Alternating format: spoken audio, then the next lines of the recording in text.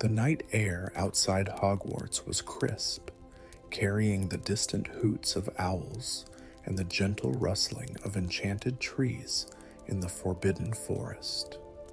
A soft mist clung to the ancient stone walls, weaving through the castle's many towers, where flickering candlelight illuminated the tall, arched windows.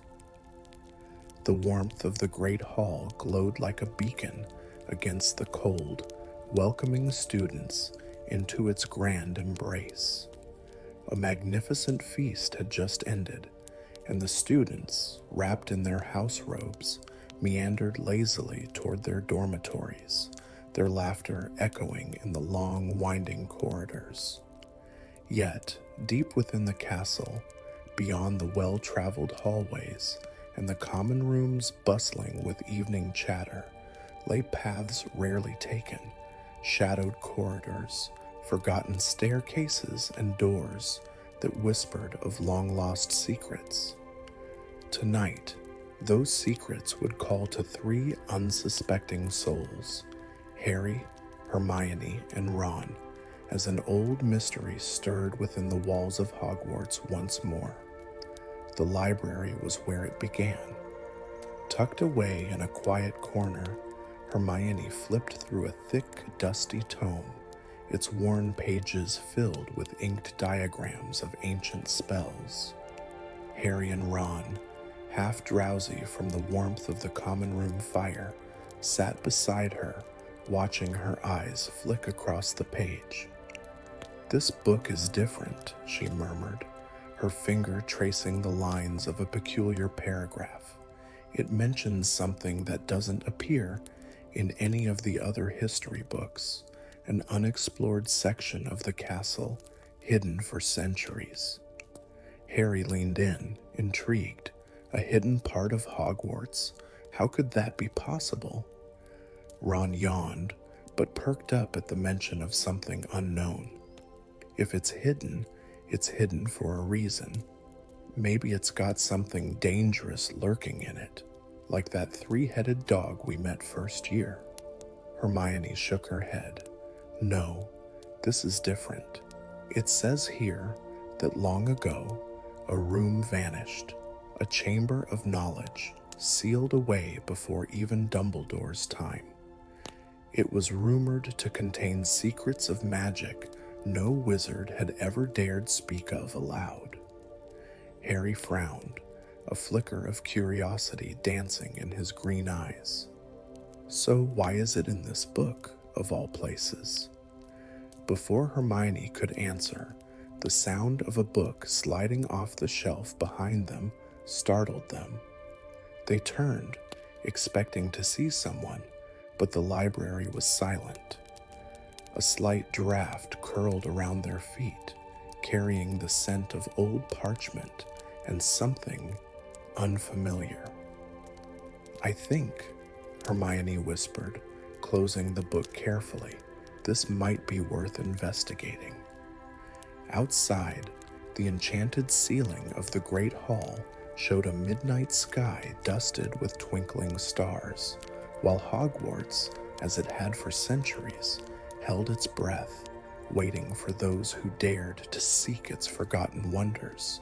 Tonight, the castle would unveil its secrets once more. The warm glow of the Gryffindor common room fire crackled softly, sending flickering shadows across the ancient stone walls. The room smelled of aged parchment, fresh ink, and the lingering scent of pumpkin pasties from dinner. It was a place of comfort, a sanctuary for young witches and wizards after long days of spell casting, potion brewing, and dodging Peeves' latest pranks. Harry, Hermione, and Ron sat gathered around a table near the window, their usual spot when something needed investigating. Harry, his iconic round glosses reflecting the golden firelight, absent-mindedly tapped his fingers against the wooden table. His mind wasn't on Quidditch or tomorrow's transfiguration lesson. It was on the book Hermione had found, the one that whispered of something long hidden within the walls of Hogwarts.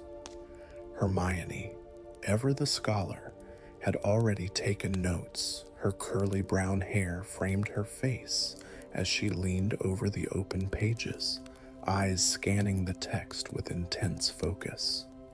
Her quill moved swiftly, scribbling details in the margins as if piecing together a puzzle only she could see. The thrill of an unsolved mystery excited her more than anything. Ron, slumped in his chair with a half-eaten chocolate frog in hand, looked far less eager. "You do realize," he mumbled through a bite, "that every time we go poking around Hogwarts' secrets, we end up in some sort of mortal danger?" Harry smirked. "Technically, the danger finds us," Ron groaned, tossing the frog's empty packaging onto the table. "And yet, we always follow it. Why can't we ever find something normal, like a hidden room filled with food?" Hermione ignored him, tapping the book's faded cover. "This could be important," she said.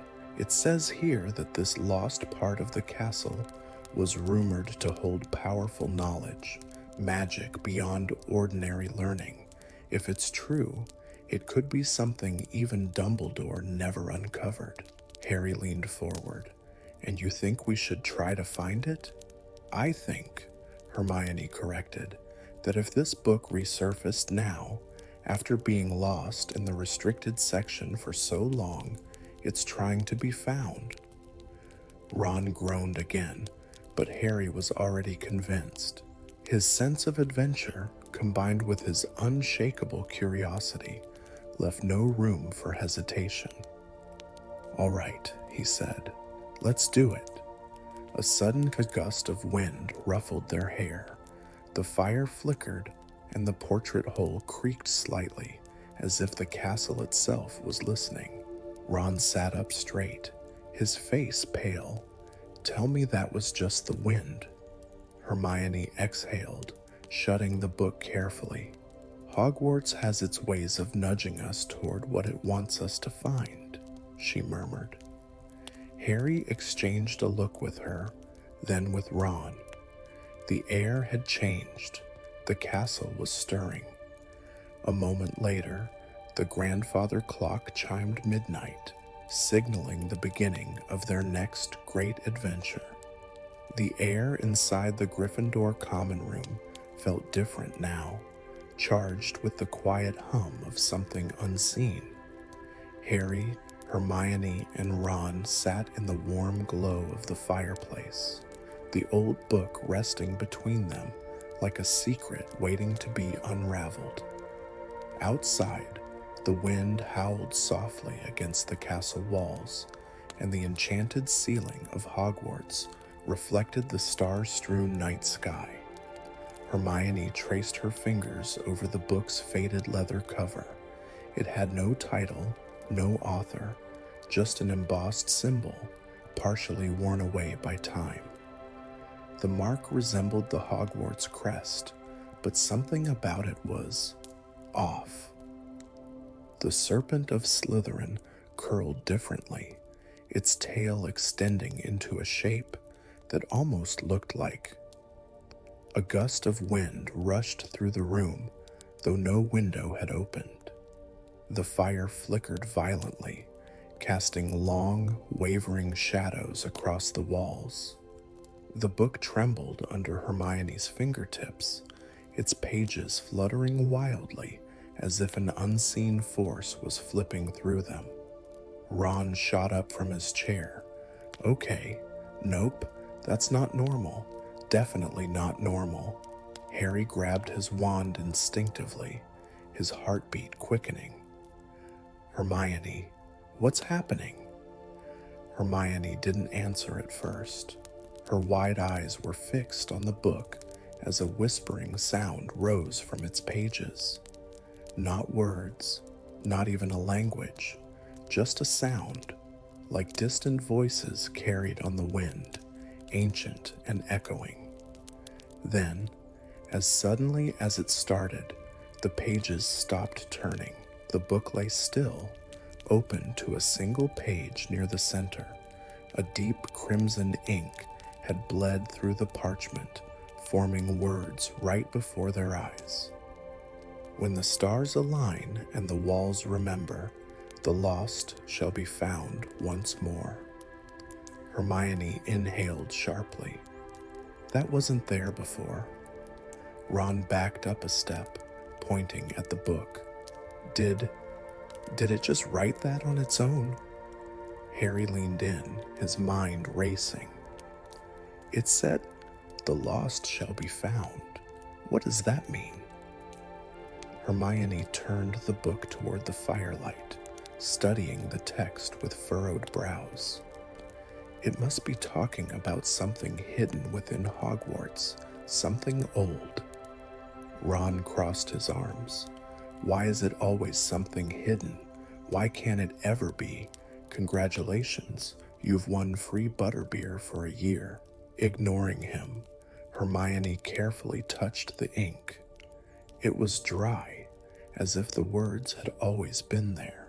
She scanned the margins for more clues when, without warning, the book vibrated again, and the whispering sound returned, louder this time. The shadows in the room stretched unnaturally, coiling along the walls. The book's pages flipped backward on their own, revealing sketches, drawings of Hogwarts, but not as they knew it. The castle looked different. Towers were in places they had never been before. There were staircases that didn't exist, and at the bottom of the page, a symbol glowed faintly, the same strange serpent from the cover. Harry exchanged a look with Hermione before standing. "I think we need to see something for ourselves." "See what?" Ron asked, still eyeing the book with suspicion. Harry pointed to the sketch. "That hallway. I don't recognize it, do you?" Hermione frowned. "No, and I've memorized every known Hogwarts blueprint." Ron's shoulders sagged. "Oh, brilliant. That means we're looking for something that doesn't exist." Harry grabbed the Marauder's map from his robe and unfolded it. The parchment shimmered as he muttered, "I solemnly swear that I am up to no good." Ink spiraled across the map, revealing the detailed layout of Hogwarts. His eyes scanned the corridors, searching for the hallway in the drawing. And then, "Wait," he whispered. A small section of the castle near the dungeons flickered on the map. Unlike the solid lines of the other hallways, this one kept shifting, its walls moving slightly as though it was changing form. "That's it," Hermione breathed. "The castle is hiding something there." Ron groaned, already knowing what was coming. "We're going down there, aren't we?" Harry rolled up the map. "Let's go."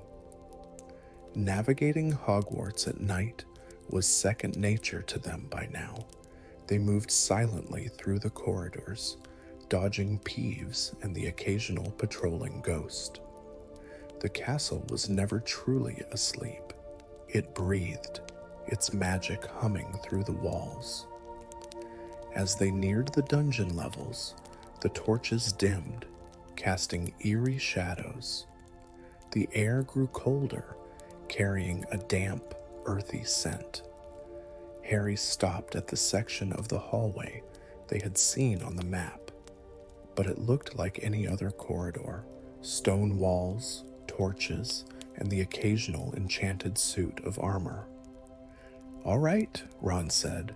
"We found a perfectly normal hallway. Time to go back." Hermione, ignoring him, stepped forward and placed a hand on the wall. A deep vibration pulsed beneath her fingertips. Then, with a quiet groan, the wall in front of them shimmered, just for a second, like a ripple in water. "Did you see that?" Hermione whispered. Harry reached out and pressed his palm against the stone. The moment he did, the entire section of the corridor blurred, distorting as if it were made of smoke, and then it was gone. Before them stretched a passageway that hadn't been there moments ago. It was narrow, its walls lined with ancient runes, flickering faintly with blue light. Dust covered the floor, untouched for centuries. Ron exhaled. "I hate it when Hogwarts does that." Hermione adjusted her grip on the book. This must be what it was talking about, the walls remembering. Harry stepped forward. The air inside the hidden passageway was thick, as if filled with old magic. He could feel it tingling against his skin. And then, far down the corridor, something glowed. A single door stood at the end, slightly ajar, light flickering from within. Ron swallowed hard. "Tell me we're not going in there." Harry glanced at Hermione. Only one way to find out what Hogwarts is hiding. They took a step forward, crossing the threshold. The moment they did, the wall behind them sealed shut, and the whispers returned, louder than ever. The moment the wall sealed shut behind them, a hush fell over the hidden passage. The whispers that had guided them to this place now swirled in the air, like echoes of voices long forgotten. A dim blue light flickered from the torches lining the stone walls, their flames barely illuminating the narrow corridor ahead. The air smelled of parchment and aged magic, laced with the faintest hint of something else, something ancient. Ron exhaled, gripping his wand. "Well, that's just great. Now we're trapped in a creepy secret passage. Fantastic." Hermione ignored him, running her fingers along the glowing runes carved into the stone. "This is incredible. These markings, they're older than Hogwarts itself." Harry stepped forward, wand raised, scanning the passage for any sign of movement. "But why would the castle lead us here? What's down there?" The book in Hermione's hands trembled slightly, its pages rustling as though caught in a phantom breeze. Then, without warning, the ink on the open page shifted, forming new words. "Beyond the forgotten door lies what was lost.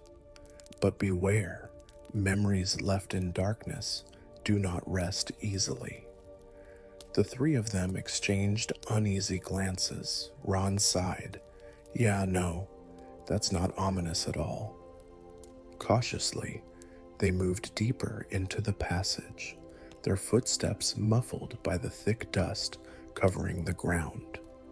The walls seemed to hum, as if the very stones were alive, watching them. Then they saw it. At the end of the corridor stood an imposing wooden door, its surface covered in intricate carvings, symbols, creatures, and ancient spells etched into the grain. But it was the serpent emblem in the center that caught Harry's attention. It was the same mysterious symbol from the book, the one resembling the Hogwarts crest, yet subtly different. Hermione traced the emblem with her fingers. "This door, it hasn't been opened in centuries." Harry pressed his palm against the wood, feeling the cool surface beneath his skin. The moment he did, the serpent's eyes glowed a deep emerald green, and a voice, low and whispering, echoed through the chamber. "Only those who seek the truth may pass." The serpent's mouth parted, revealing a keyhole in the shape of an old-fashioned quill. Ron frowned. "Okay, let's think this through. What do we need? A key? A password? A sacrifice? Harry and Hermione turned to him, unimpressed. What? I'm just saying, Hogwarts has a history of demanding weird things. Hermione, flipping through the book, suddenly stopped. Wait, a quill? Of course. It's not a keyhole, it's a writing slot. She reached into her robes and pulled out her quill. Taking a deep breath, she dipped it in ink and wrote a single word on the door's surface: Veritas. Truth. The moment the ink touched the wood, the symbols on the door flared to life, glowing with an ethereal light. The entire door shuddered. Then, with a deep, resonating creak, it swung open. Beyond the threshold lay a room unlike anything they had seen before. The chamber was vast, its ceiling vanishing into darkness.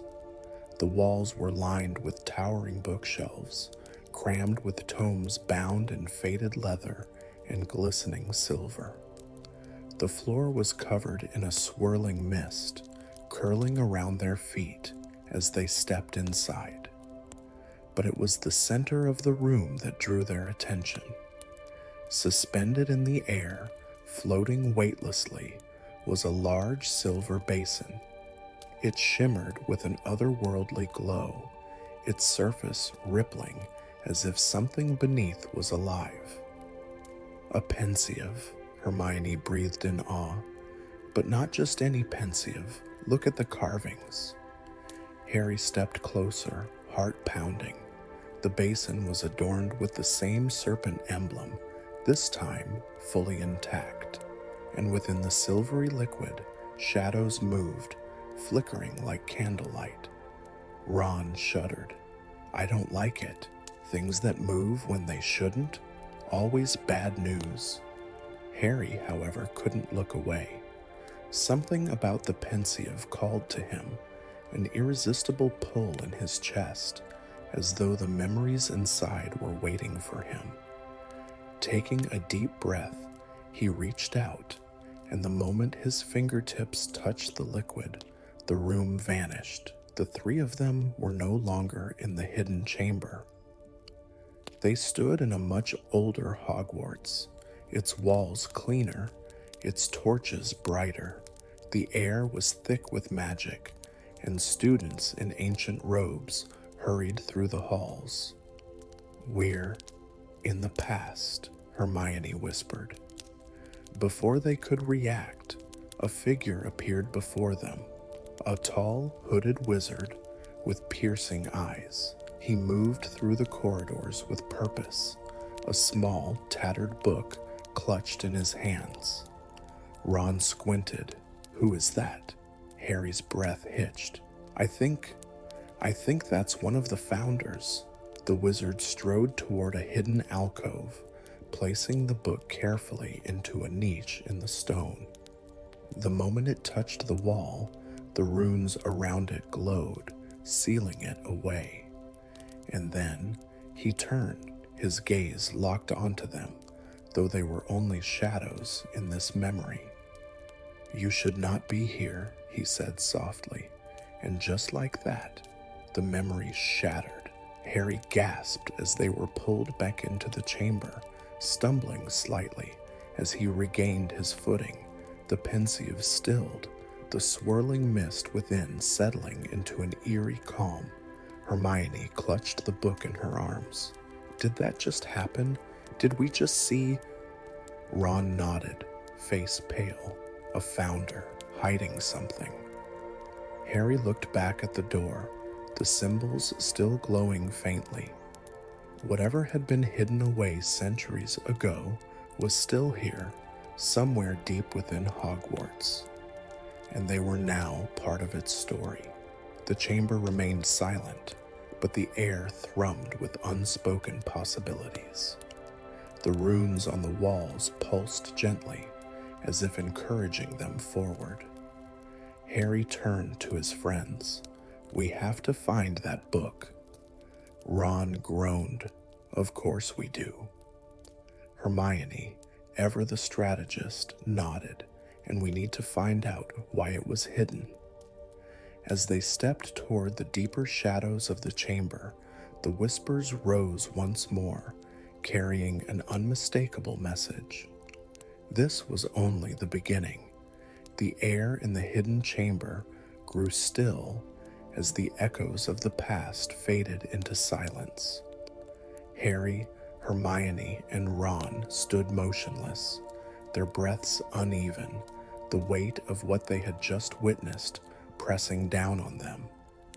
The Pensieve's liquid had settled once more, its surface as smooth as glass, but the memory lingered in their minds. A Hogwarts founder, concealing something, a book of untold significance. Ron shook his head, exhaling. Well, I don't know about you two, but I've had just about enough mysterious ancient magic for one night. Hermione ignored him, her mind already working through the puzzle. We need to find out which founder that was, and more importantly, where that book is now. Harry looked around the chamber, his eyes scanning the towering bookshelves, the aged tomes filled with forgotten secrets. The glow of the runes on the walls had dimmed, but they pulsed faintly, as if the magic within the chamber still whispered. Whatever that book contains, he murmured, someone didn't want it to be found. A slow, unsettling realization crept over them. If the book had been hidden for centuries, what had kept it hidden? Hermione opened the old journal they had found earlier, her fingers skimming the fragile pages. The text, once shifting and unreadable, now settled into something decipherable. She read aloud, "To those who seek knowledge beyond the veil, beware the watchers in the dark. The words of the lost are not forgotten. They are merely waiting to be read once more." Ron blinked. Right. That's the worst warning I've ever heard. Harry frowned. Watchers? Hermione's brows knitted in thought. There are stories, old Hogwarts legends, about spells that protect hidden artifacts. Magic so old that it acts as a guardian, keeping secrets buried unless the right person seeks them. Ron paled. You mean something might be watching us? Hermione pursed her lips, unwilling to voice the answer out loud. Harry sighed, gripping his wand a little tighter. Well, we won't find out by standing here. They began to move through the chamber, their footsteps silent against the mist-laden floor. The bookshelves towered over them like ancient sentinels, the weight of centuries pressing in from all sides. Then, a gust of air.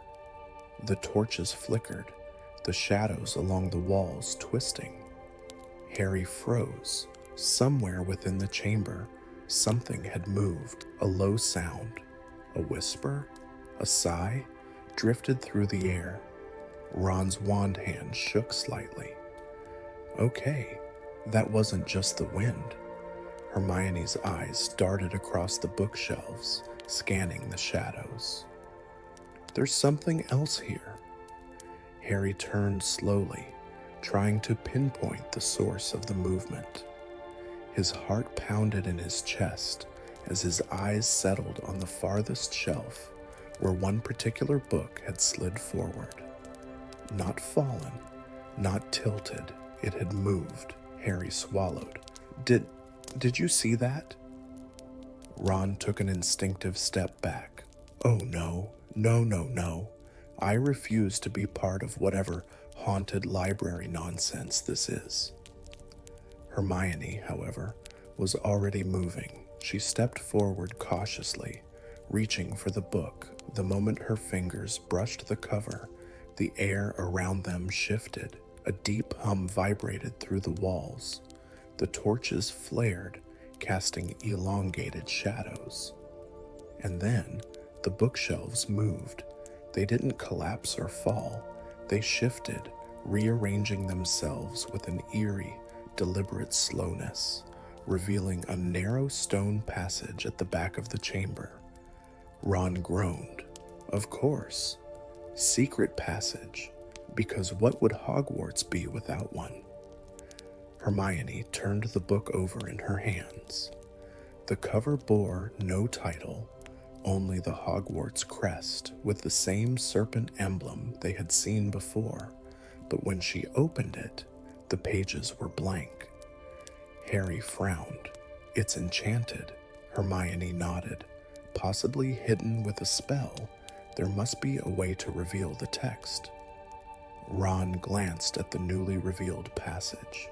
Or we could consider that maybe this whole cursed hidden book thing is a terrible idea and leave while we still can. Harry and Hermione ignored him. With no other choice, they stepped toward the passage. The walls of the corridor glowed faintly, lined with the same ancient runes as before. The air was heavier here, laced with magic, not dark, but powerful, and at the very end of the passage, they saw it, a pedestal bathed in a soft golden light, and on it, a quill and an inkwell placed carefully atop a worn parchment. Hermione's breath caught. It's a test. Harry frowned. A test? She nodded, stepping closer. This isn't just a hidden book. It's a protected one. Whoever hid it didn't just want it to be forgotten. They wanted to make sure only the right person could find it. Ron crossed his arms. Great. And let me guess, that right person is probably about to be one of you two, right? Hermione ignored him, picking up the quill. The moment she did, a voice, low and resonant, whispered through the chamber. To claim the words long lost, one must prove their wisdom, answer truthfully, or the past shall remain buried. The parchment beneath the quill glowed. Words appeared in elegant, looping script. What is the one thing knowledge must never be without? Hermione's brow furrowed. Ron blinked. Oh, come on, that's easy. It's... Hermione shushed him. No, let me think. She turned to Harry. It's a riddle. It's testing us. Harry considered the question carefully. What does knowledge need? Ron shrugged. A library? Hermione ignored him, thinking. Then, carefully, she picked up the quill and wrote a single word.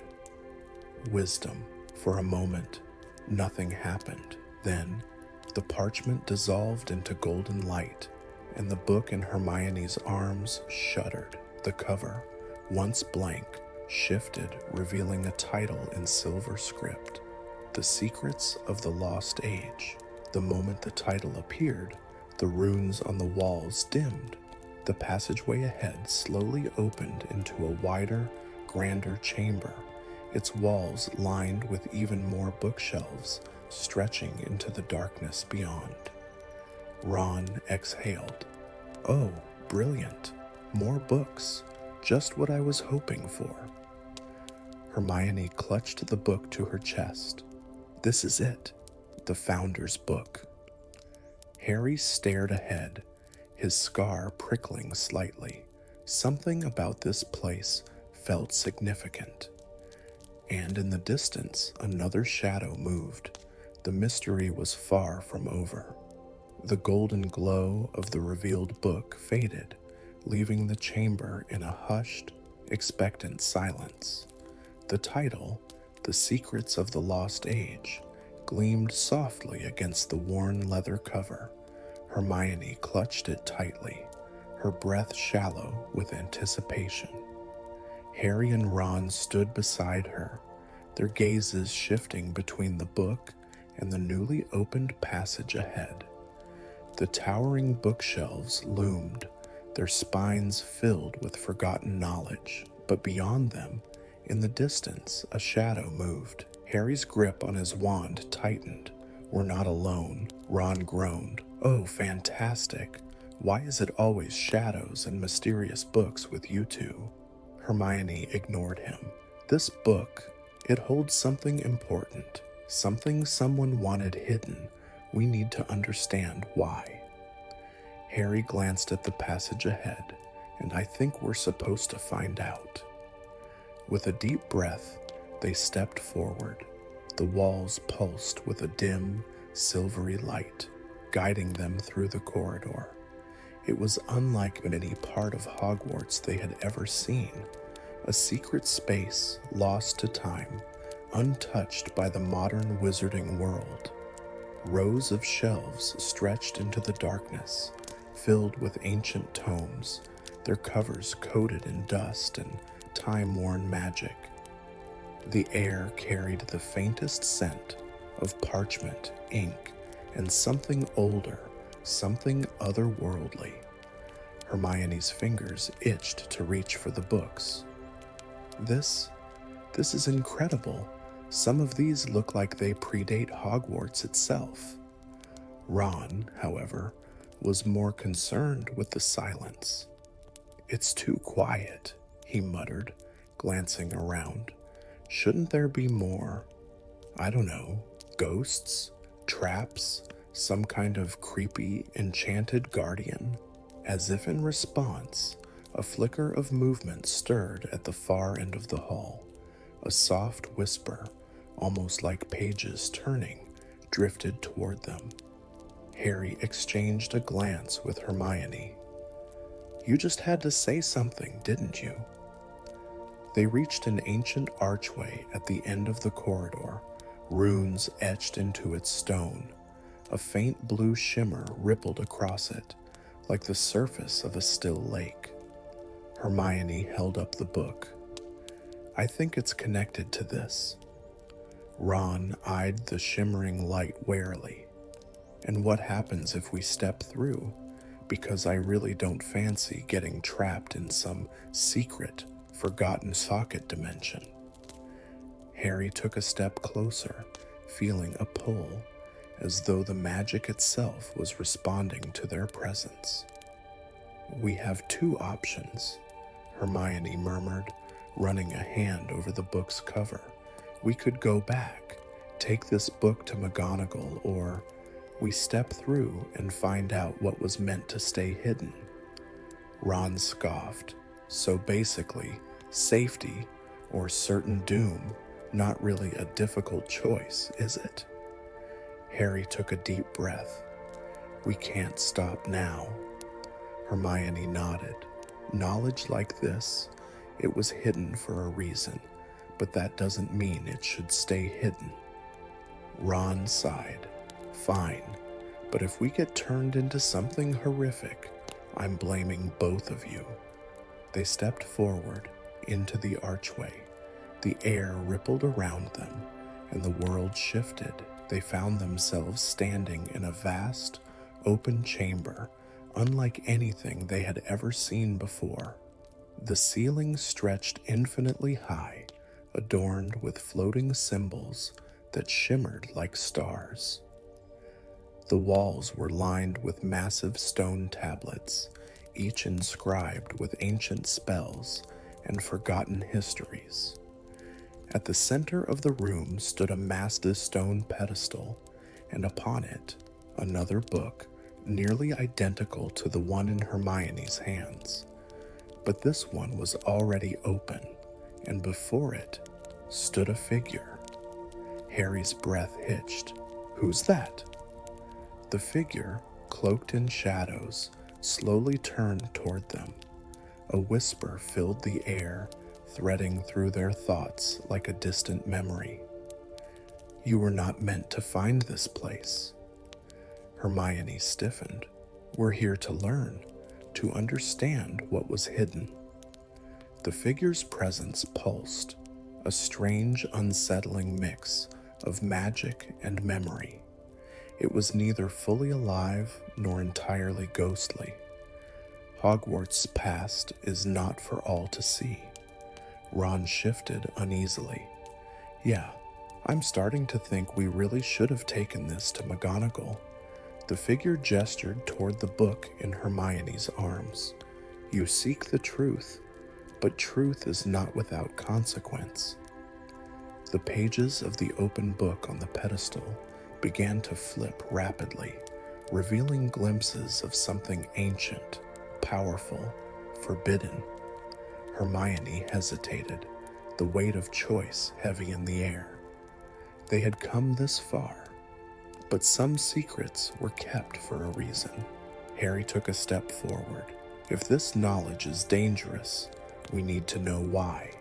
The figure studied him for a long moment. Then slowly, it reached out. The air shimmered, and suddenly, words appeared in the air, written in golden script. A single question hovered before them. Will you seek the past, knowing it may shape the future?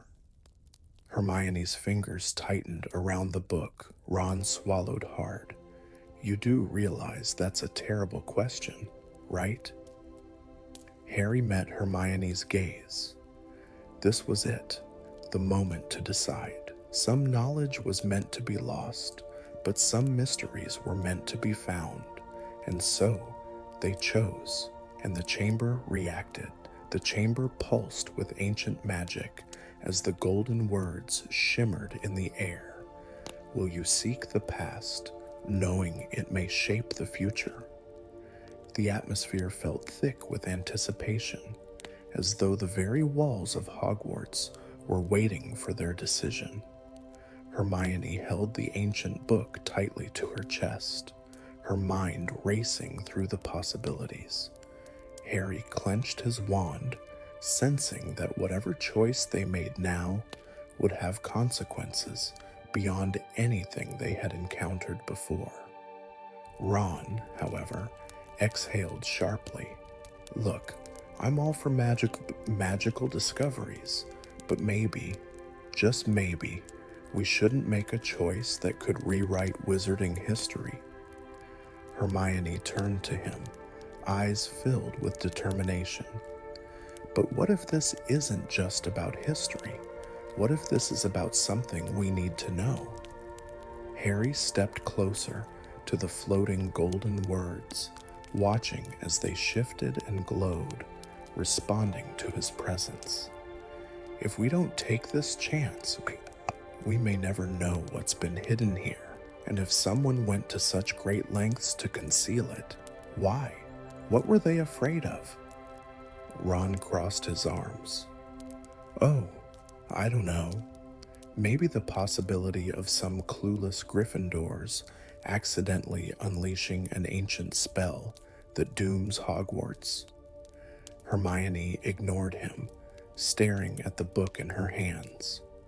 The words on the cover, "The Secrets of the Lost Age," glowed faintly now, as though the book itself was aware of the decision about to be made. She ran a finger over the worn leather binding. Knowledge is meant to be learned. Even the past has lessons for the present. Harry exchanged a glance with Ron. Then, slowly, he nodded. We open it. The moment Hermione unfastened the ancient clasp, a soft wind stirred the air, as if the book itself had been holding its breath. The pages flipped rapidly, glowing faintly with golden magic. Symbols and runes danced across the parchment, rearranging themselves into words they could understand. Then, a voice, ancient and distant, filled the chamber. You who seek the lost knowledge, hear now the truth once veiled. A wave of silver light burst from the book, washing over them. The air shimmered, and suddenly they were no longer in the chamber. They stood in a different Hogwarts, its stone corridors new and unweathered, its torches burning with an ancient blue flame. The castle was alive with students, but they were dressed in robes of a style unfamiliar to them. The hallways echoed with the whispers of wizards and witches from centuries long past. Harry turned in awe. This isn't Hogwarts as we know it. This is Hogwarts from before. Ron's eyes darted around. Okay, I take back what I said. This is amazing. Hermione's breath caught as she saw a familiar figure walking through the halls, a young man with piercing green eyes and a knowing smirk. Salazar Slytherin, and beside him, a woman they had never seen before. She was clad in deep violet robes, her dark hair cascading down her shoulders. Her presence was commanding, yet mysterious. Her expression unreadable. Hermione whispered, "Who is she?" As if in response, the book's voice spoke again. She was the keeper of the lost spells, the guardian of magic too powerful to be wielded without wisdom. They watched as the woman and Slytherin stopped before a great door, its frame carved with runes unlike in any they had seen before. The woman placed a hand upon the wood, and the symbols glowed with golden fire. She turned to Slytherin, her voice clear and resolute. This magic must never fall into careless hands. If it does, it will bring ruin to all we have built. Slytherin's expression darkened.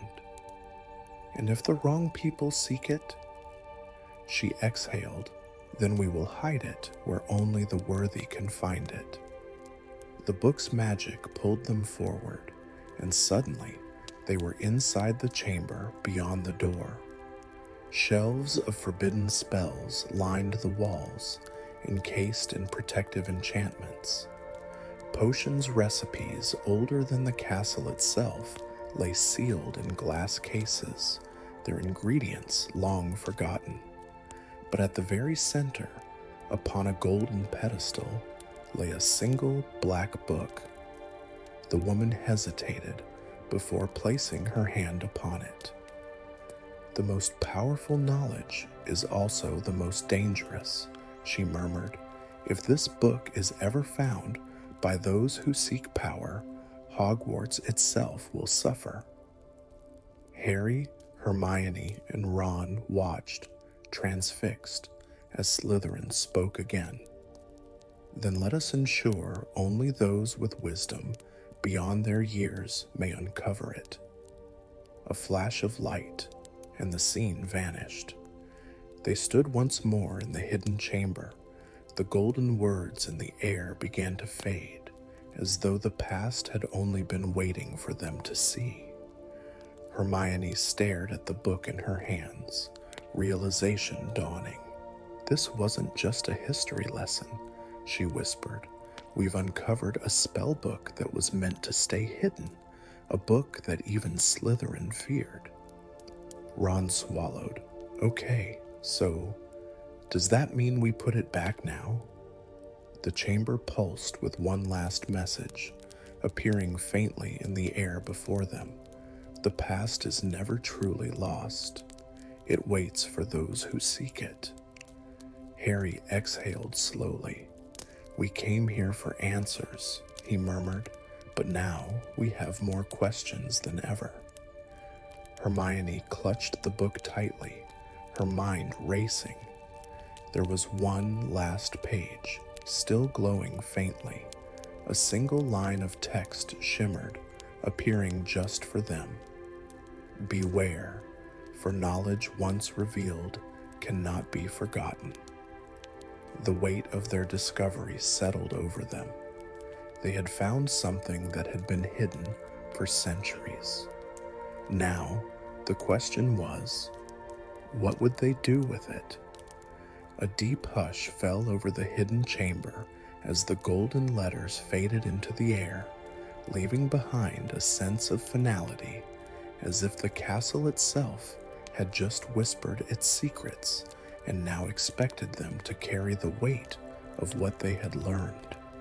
The book in Hermione's hands still radiated a faint warmth, its cover marked by the same ancient runes they had seen in the vision. It was more than just a relic of the past. This was a legacy of forgotten magic, protected for centuries. Ron let out a slow breath, rubbing his arms as if trying to shake off a lingering chill. Okay, I think we can all agree that was a lot to take in. Hermione nodded, still deep in thought. The book, it was hidden for a reason, not because it was meant to be lost, but because its knowledge needed to be protected. Harry ran a hand over the stone-white walls, feeling the pulse of old magic beneath his fingertips. And now we've found it. So, what do we do? A long silence stretched between them. The book hadn't revealed all of its mysteries, but they had stepped into history, seen a moment that had shaped the very foundations of Hogwarts. It wasn't just about spells or potions. It was about the power of knowledge, the responsibility of wielding it wisely. Hermione finally spoke. We should put it back. Ron's eyebrows shot up. Wait, what?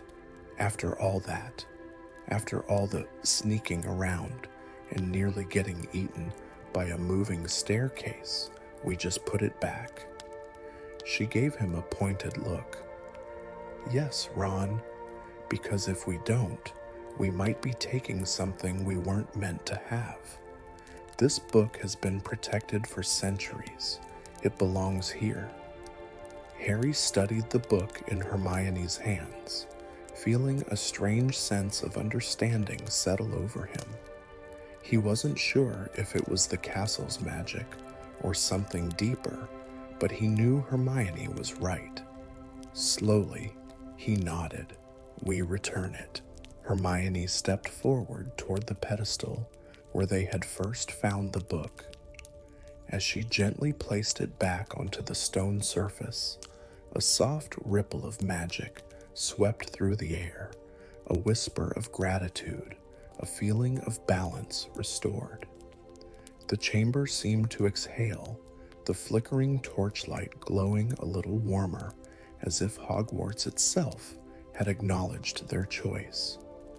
Ron let out a sigh of relief. Well, that was dramatic. Harry chuckled. Welcome to Hogwarts. They stepped out of the hidden passageway, the stone wall sealing behind them as if it had never existed. The air of the castle felt different now, lighter in a way they couldn't quite explain. Walking down the dim corridors of Hogwarts, the quiet of the late night wrapped around them like a soft cloak. The portraits on the walls snored gently, the occasional flickering of candlelight casting long shadows across the stone floors. For the first time that night, the sense of urgency had faded. The adventure, the discovery, the magic, it had all led them to something incredible. But now, as they made their way back to their common room, peace settled over them. Ron stretched his arms above his head, yawning. I don't know about you two, but I am never sneaking into another hidden part of the castle again. I need about 10 hours of sleep after this. Hermione rolled her eyes. You say that now, but wait until another mystery turns up. Ron gave her an exaggeratedly horrified look. Nope, done, retired. No more life-threatening magical history lessons. Thank you. Harry smirked but didn't respond. His mind was still turning over everything they had seen. He could still hear the echo of the book's last words in his head. Beware, for knowledge once revealed cannot be forgotten. He glanced at Hermione, who had that unmistakable look in her eyes, the one that meant she was already thinking of 100 new questions. They might have left the chamber behind, but the mystery of what they had uncovered would stay with them forever. At last, they reached the Gryffindor common room. The fire in the hearth had burned low, crackling softly in the stillness. Harry sank into one of the armchairs, feeling the warmth seep into his tired limbs. Hermione sat across from him, rubbing her temples, while Ron immediately collapsed onto the sofa, already half asleep. None of them spoke for a long moment. There was nothing left to say, really. The castle was safe, the magic was at peace, and for now, that was enough. Harry let his eyes drift to the window, where the night sky stretched over the turrets of Hogwarts, stars glimmering like tiny embers of magic. Tomorrow, there would be more questions, more discoveries waiting to be made. But tonight, they would rest. The soft glow of the dying fire flickered across the Gryffindor common room, casting golden shadows on the stone walls. The warmth of the evening wrapped around them like an old familiar cloak, comforting and secure. Ron had already drifted off, his head slumped against the armrest of the sofa, breathing slow and steady. Hermione sat curled in her chair, her fingers gently tracing the edge of a book she had pulled from the table, not to read, just to feel the weight of something familiar in her hands. Harry sat by the window, gazing out at the twinkling night sky above Hogwarts, the same sky that had watched over centuries of students, whispered stories through the castle walls, and held the quiet mysteries of magic itself. Despite everything they had uncovered, the hidden magic, the lost history, the weight of knowledge passed down through time, there was peace in this moment. A deep, satisfying sense of belonging filled the air, as if the castle itself had gently acknowledged their journey, had guided them through its secrets, and now watched over them as they rested. The quiet hush of Hogwarts at night was unlike anything else, a lullaby woven from crackling fireplaces, distant echoes of moving staircases, and the slow breathing of a castle at rest. Harry closed his eyes for a moment, listening. Somewhere, an owl hooted softly outside. The gentle rustling of tapestries shifting in the cool air mingled with the muffled snores from the dormitory above. Everything was calm, familiar, safe. Hermione sighed, setting her book down. "It's strange, isn't it?" she murmured, "knowing that there are still things about Hogwarts we haven't discovered yet, that maybe we never will." Harry opened his eyes, meeting her thoughtful gaze. "Yeah, but maybe that's the magic of it." She smiled at that, a soft, knowing smile, the kind that didn't need more words to be understood. Ron stirred in his sleep, mumbling something incoherent before rolling over, and Hermione chuckled. "I think that's our cue to sleep." Harry nodded, stretching his arms before standing. He took one last glance at the window, the moon shining over the towers, the gentle hum of ancient magic in the air, and felt a warmth settle deep in his chest. Hogwarts would always be a place of wonder, of mystery, of stories waiting to be told. But tonight, it was simply home.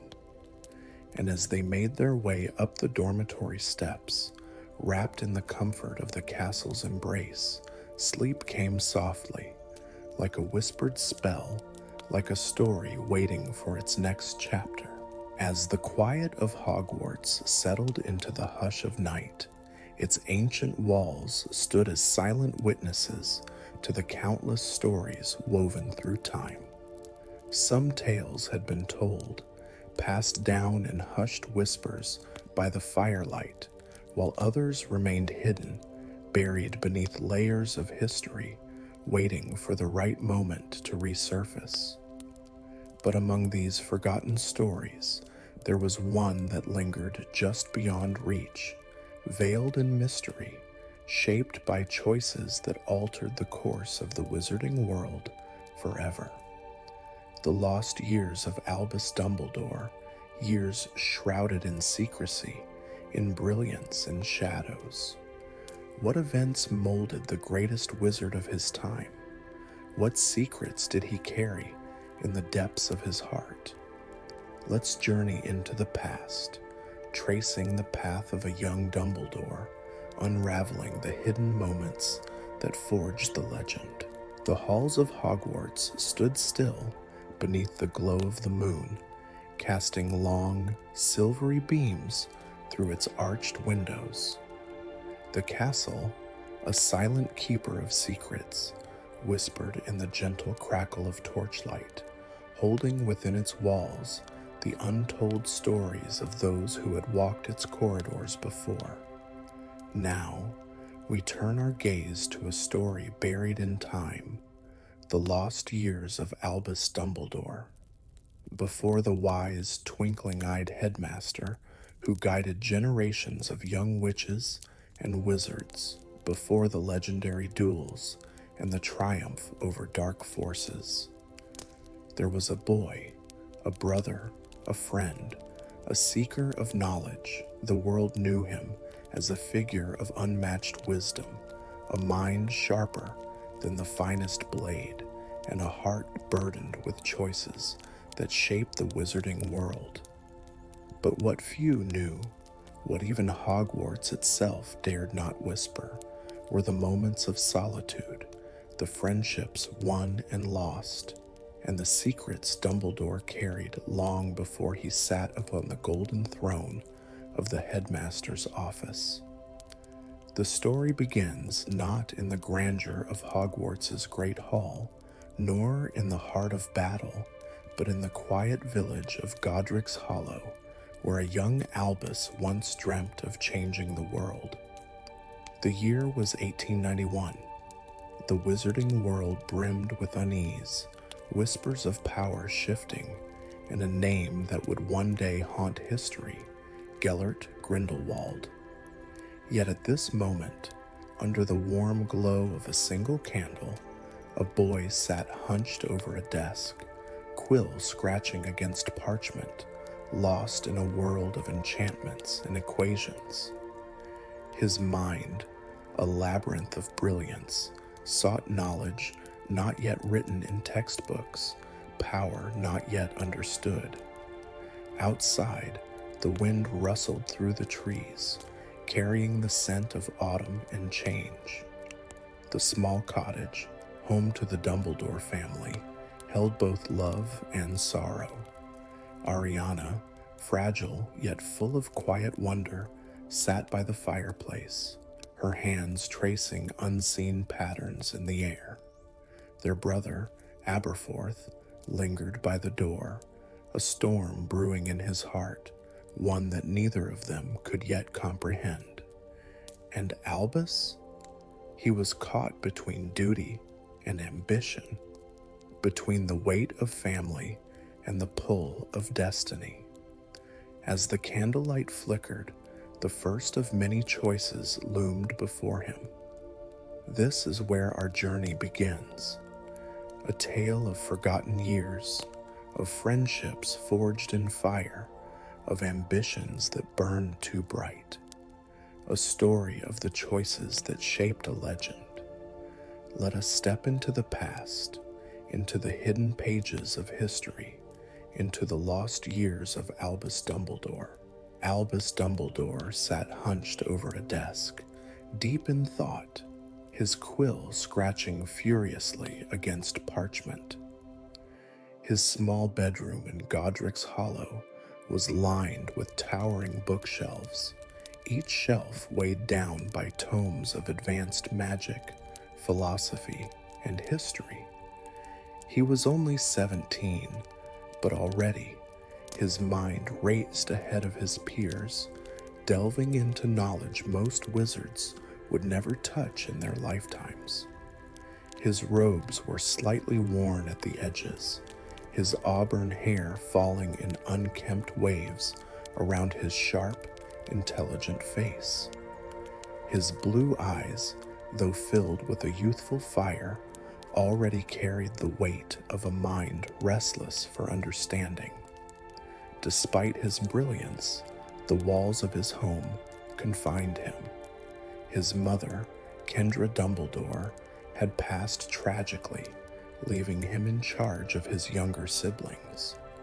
Responsibility had been thrust upon him, a burden that clashed against his desire to travel, to study, to become something greater than the confines of a small village allowed. In the corner, Aberforth Dumbledore, Albus's younger brother, sat sharpening a wand that had seen better days. He was rugged where Albus was refined, practical where Albus was lost in theory. His patience for his older brother's brilliance had worn thin over the years, and there was often an unspoken tension between them. Aberforth loved Ariana, their delicate younger sister, with a fierce protectiveness that Albus didn't always understand.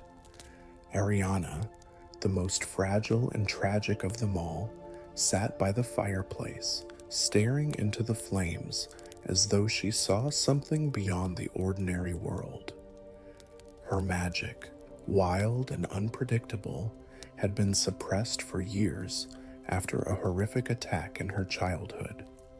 Her pale hands clutched a small, carved wooden figure, a gift from Aberforth. She was lost in a world neither of her brothers could truly enter, and yet she was the very center of their lives. Their home, once filled with the presence of their strict but loving mother, now held an eerie silence. The three of them were bound together, not just by blood, but by a history of loss, sacrifice, and unspoken pain. Albus felt the weight of it all, the duty, the expectations, the dreams he had to set aside for the sake of his family. But everything changed the day a boy arrived in Godric's Hollow, a stranger to this quiet village, yet someone who would change Albus's life forever. Gellert Grindelwald. Golden-haired, sharp-eyed, and brimming with confidence, he was unlike anyone Albus had ever met. There was an air of danger about him, a brilliance that rivaled even Dumbledore's own.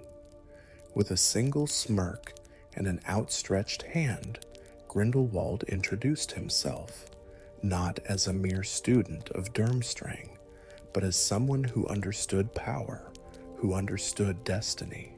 Theirs was a meeting that would alter the course of history. And so, in the summer of 1891, the seeds of ambition were sown, and a friendship was forged in fire and secrets.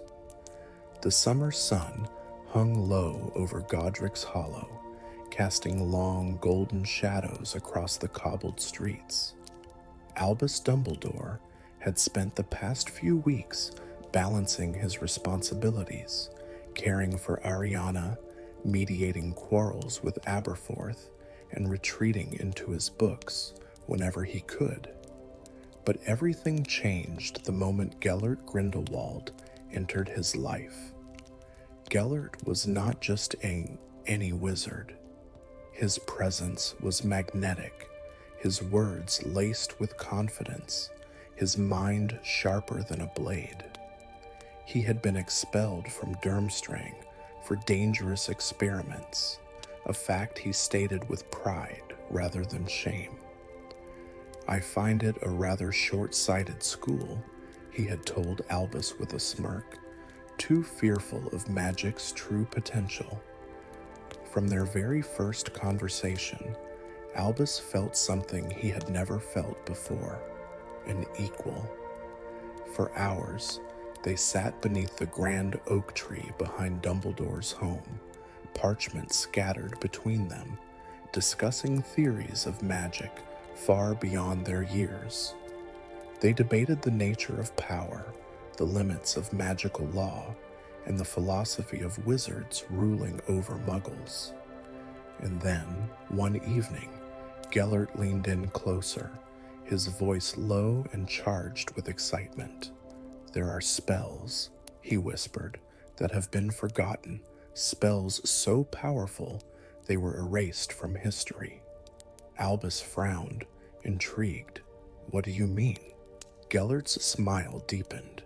He reached into his satchel and pulled out a small, ancient book, bound in dark leather, its cover inscribed with runes Albus didn't recognize. The edges were worn, the pages yellowed with time. "This," Gellert said, holding it carefully, "is a fragment of lost magic, a spell book hidden away for centuries." Albus's fingers itched to touch it, to read it. He had always prided himself on knowing more than any textbook could offer, yet here was something new, something forbidden.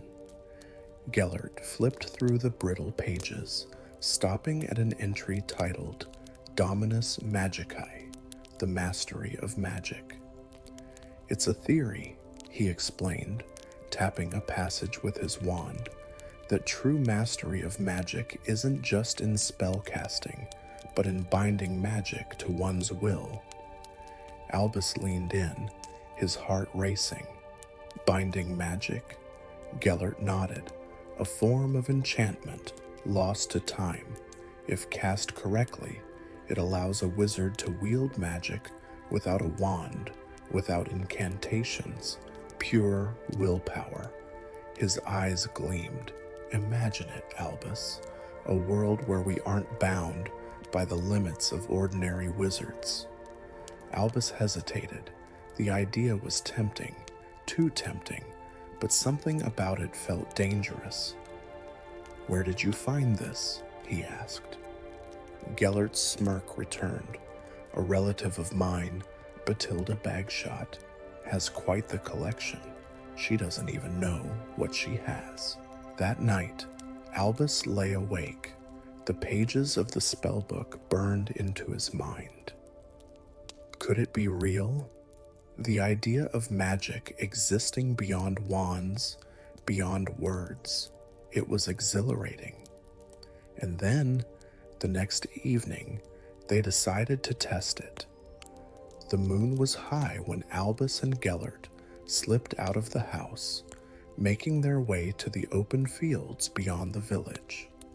Ariana and Aberforth were asleep, unaware of what was about to happen. Gellert placed the book on a fallen tree, tracing a single ancient rune with his fingertip. "This symbol," he murmured, "represents the convergence of magic and intent." He turned to Albus, his eyes alight. "Do you want to try it?"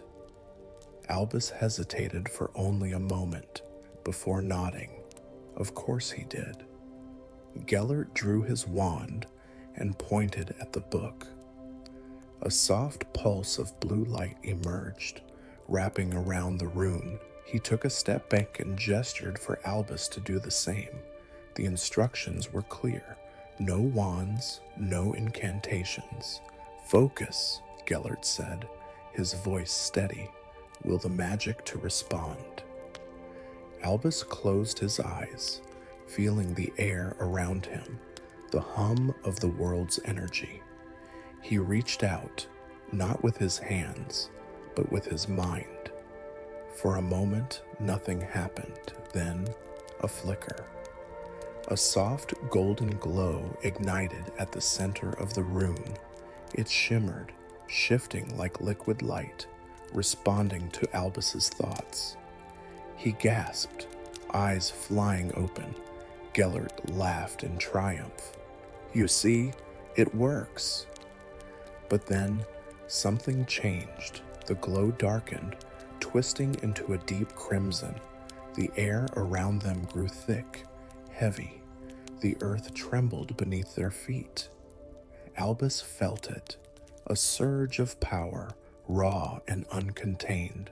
The book shook violently, the pages flipping as if caught in an unseen storm. "Albus," Gellert said sharply, "let go." Albus tried, but the magic had a will of its own. Suddenly, the air cracked with a sound like shattering glass. A black sigil burned itself into the ground between them, its edges pulsating with energy. The spell had worked, but at a cost. The two wizards staggered back, breathless, the air still humming with residual magic. Gellert knelt, running his fingers over the burned sigil. His expression was unreadable. "That," he whispered, almost reverently, "was something greater than either of us imagined." Albus swallowed hard. His hands were shaking, his heartbeat wild. He had touched something beyond human understanding. He had never felt more powerful or more afraid. The following morning, Albus sat in his bedroom, the events of the previous night replaying in his mind. The spell had done something. It had left a mark on the land, on them. Aberforth noticed the tension in his brother's shoulders as they sat at breakfast. "What's wrong with you?" he muttered. "You look like you've seen a ghost." Albus said nothing. How could he explain that he had seen something worse than a ghost? Gellert arrived later that afternoon, his usual smirk intact, but there was something different in his eyes. "We need to try again," he said simply. Albus hesitated. Part of him wanted to say no, to step back from the fire he could feel growing between them. But another part of him, the part that craved knowledge, that wanted to push beyond the limits of magic itself, leaned in closer. And that part of him whispered, "You can't turn back now." The sun had long set over Godric's Hollow, leaving behind a soft violet twilight.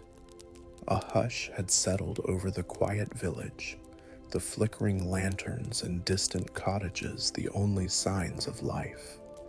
But in the secluded fields beyond the town, something stirred, something ancient, something waiting. Albus Dumbledore had spent the day lost in thought, his fingers still tingling from the magic he had unleashed the night before. He had practiced spells all his life, but never had he encountered magic that felt alive. The symbol burned into the earth remained vivid in his mind. And then, that night, something strange happened.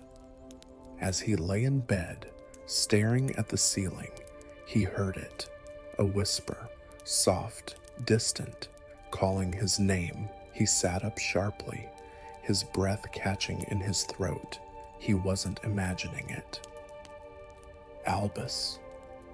The sound was barely more than a breath, yet it echoed inside his mind.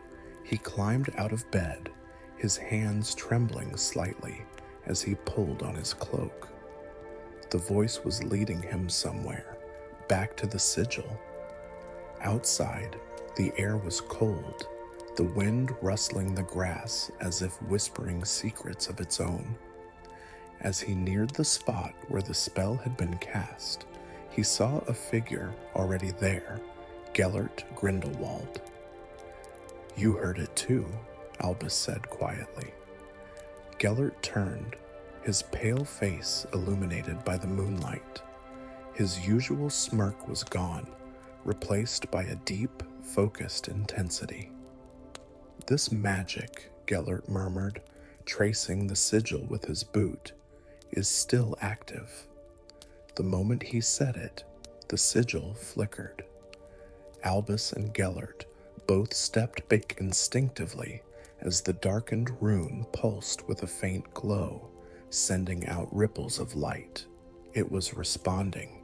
Then, a gust of wind rushed past them, and in it, the whispers returned. But this time, they weren't just calling their names. They were speaking words, ancient words. Gellert's breath quickened. "It's a message," he whispered. Albus swallowed. "What does it say?" Gellert's gaze remained fixed on the sigil as his lips parted, slowly repeating the words they both heard in their minds. "The path of dominion is open.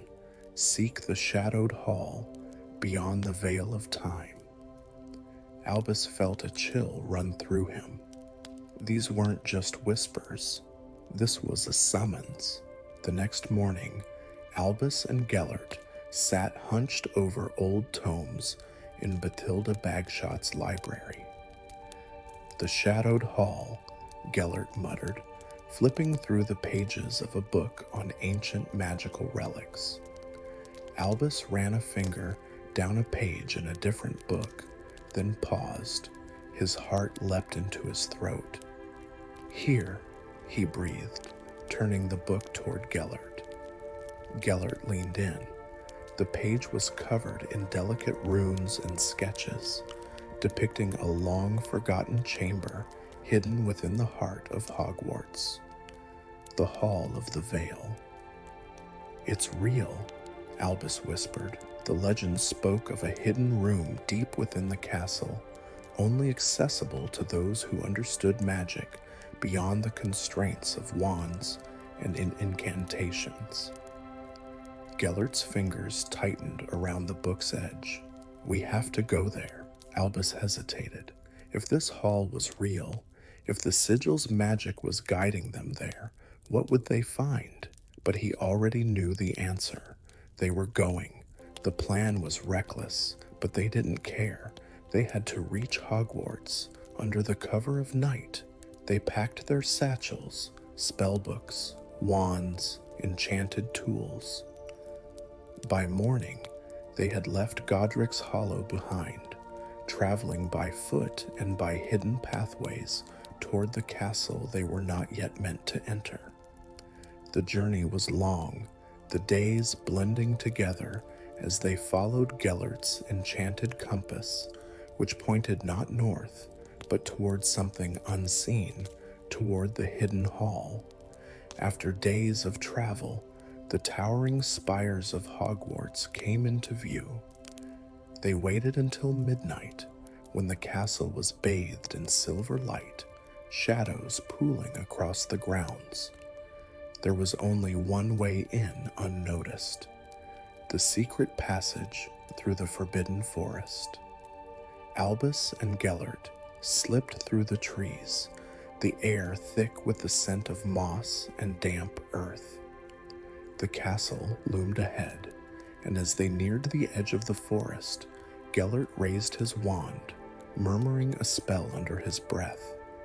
A section of the outer stone wall shimmered, revealing a hidden entrance. The old passage, Albus realized. Gellert grinned. "Still works." They stepped inside, and the moment the entrance sealed behind them, a strange feeling settled over Albus, as if something was watching. They were in, and the magic was waiting. The passage led them through the deepest parts of the castle, beneath staircases that hadn't been used in centuries. The walls were lined with crumbling tapestries, their embroidered figures moving slowly, whispering among themselves. And then, after what felt like hours, they found it. A vast, circular door, carved with the same sigil they had seen in the field. It glowed faintly as they approached, reacting to their presence. Albus placed his palm against it, and a low, resonating hum filled the chamber. Then, the door creaked open. Beyond it, a dimly lit hall stretched forward, its ceiling vanishing into darkness. Along the walls stood towering bookshelves stacked with tomes bound in strange, shifting leather. At the far end of the hall, a black archway stood alone, its surface swirling like liquid shadow. Albus stepped forward, his heartbeat steady but fast. He could feel it. This place was powerful. And then, a voice, clear this time, no longer a whisper. Welcome, seekers. The hall's torches flared to life, and a shadow stepped forward. Albus froze, because standing before them was not just any figure. It was a memory of a wizard long forgotten, a wizard who had once walked these halls before Hogwarts even existed, and he had been waiting for them. Albus and Gellert stood at the threshold of the unknown.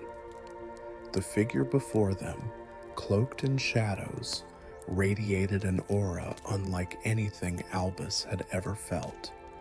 This was no ghost, nor a mere echo of the past. It was something else entirely. You have followed the path, the figure intoned, his voice layered with centuries of knowledge. Gellert stepped forward, eager. What is this place?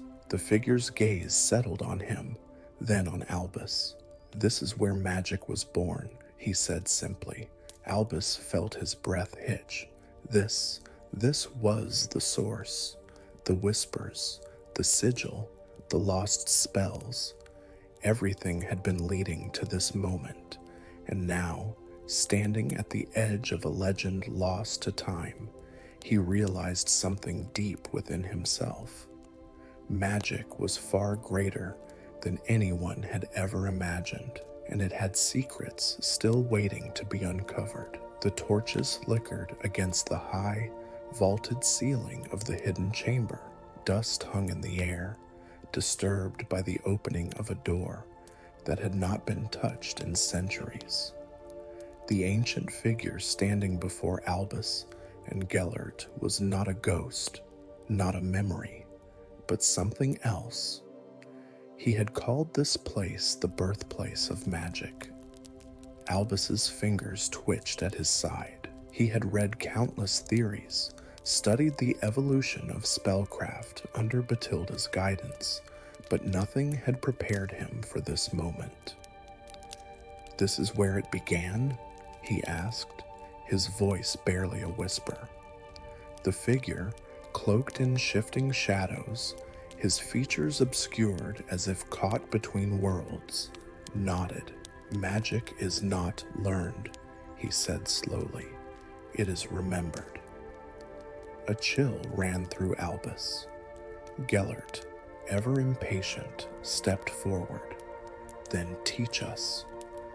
The figure did not move, but suddenly the chamber itself shifted. The walls seemed to breathe, the stone rippling as though alive. And then, before them, the room changed. The towering shelves disappeared. The swirling archway melted into the walls. The torches dimmed, leaving behind a vast emptiness, except for one thing.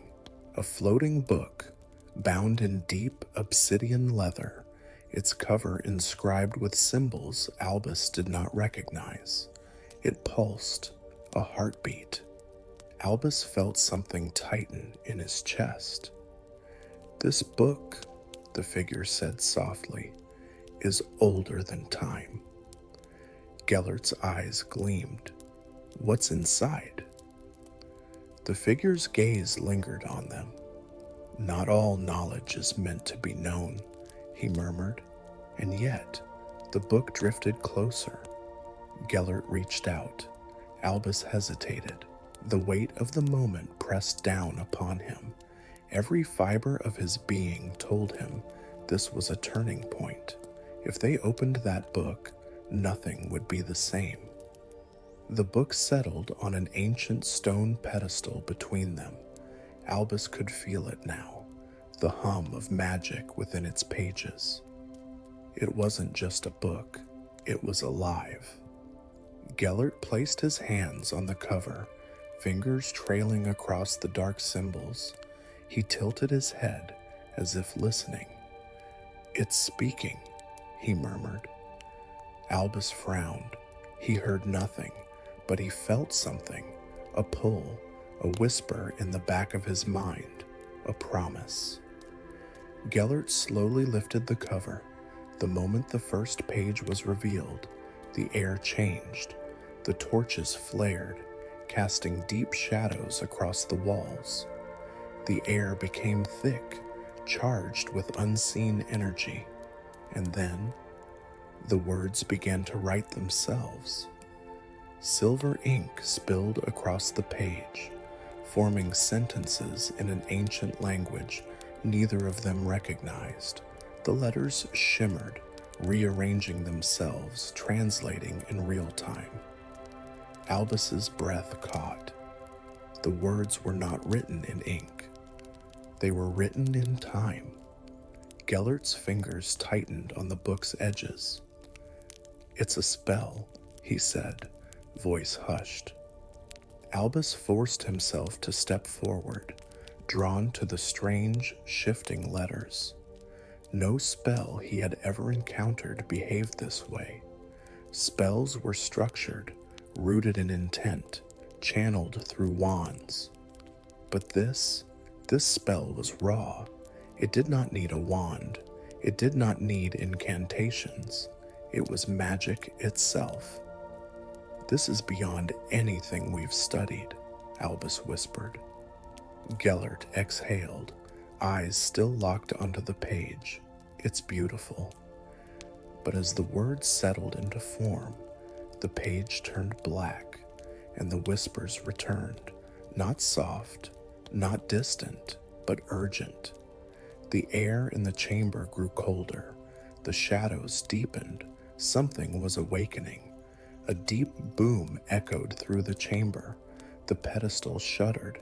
The torches flickered wildly. The shadows on the walls moved. And then the ancient figure spoke. "You have seen," he said. "Now you must choose." Gellert's eyes flashed.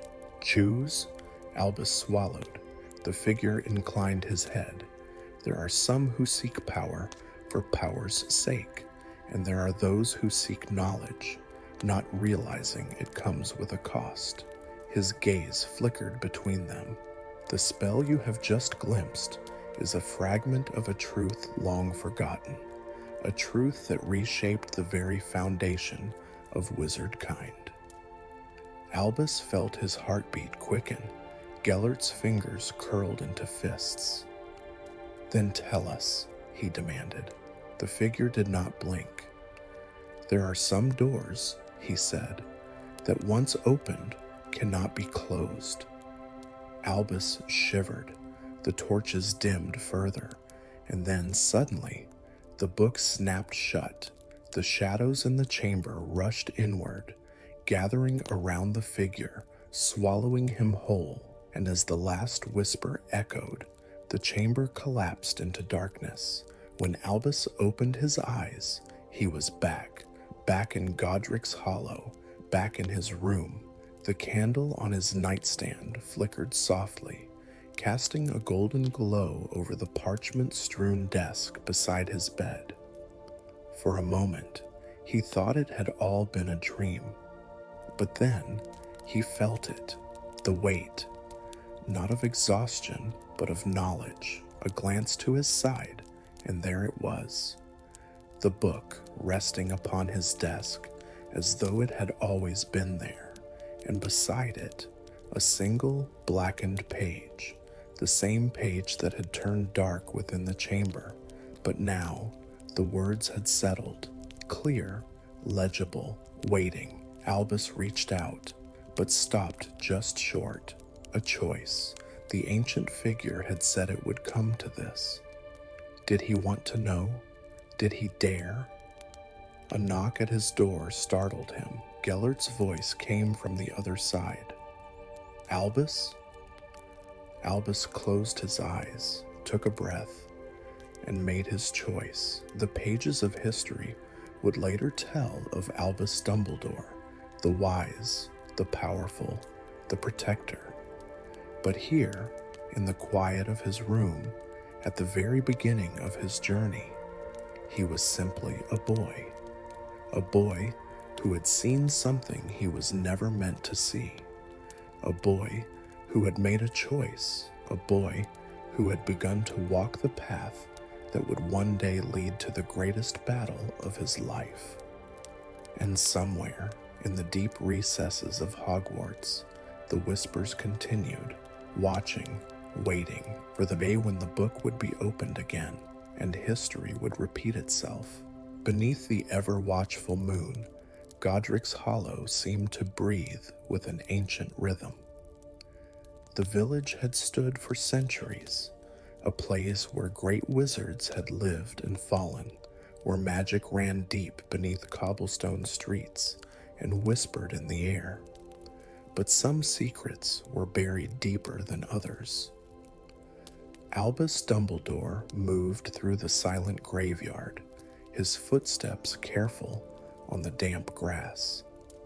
A soft breeze carried the scent of earth and parchment, mingling with the distant glow of candlelit windows from the homes that dotted the village.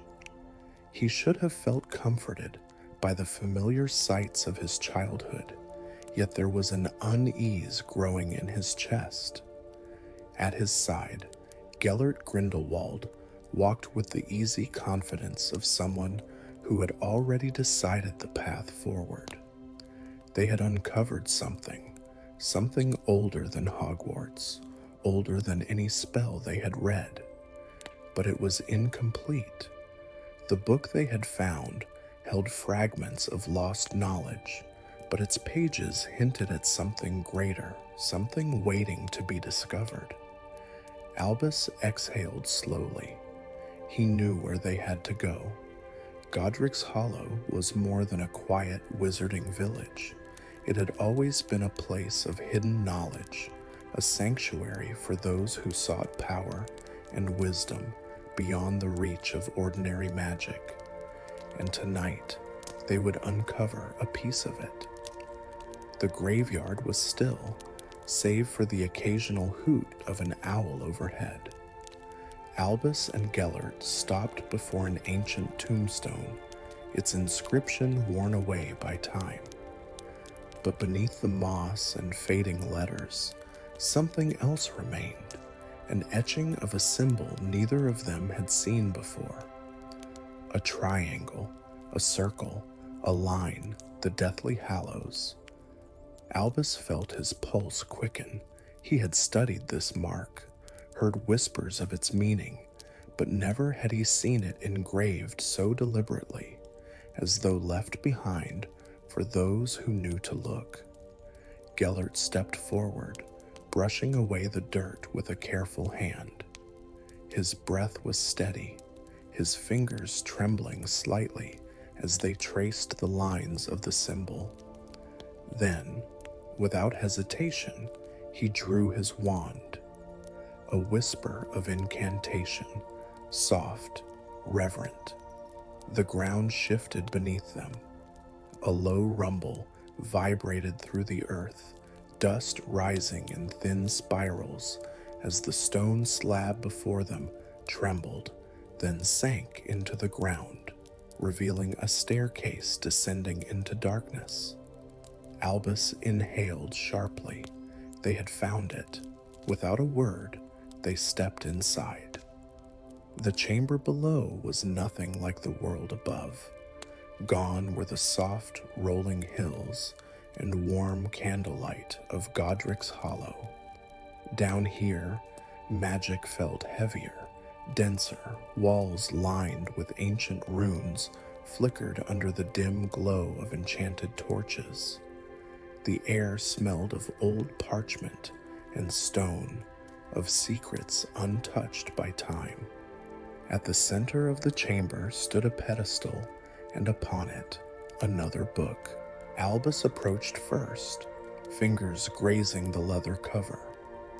Unlike the tome they had found before, this one bore no title, no hint of what knowledge it contained. Yet something about it called to him. He opened it carefully.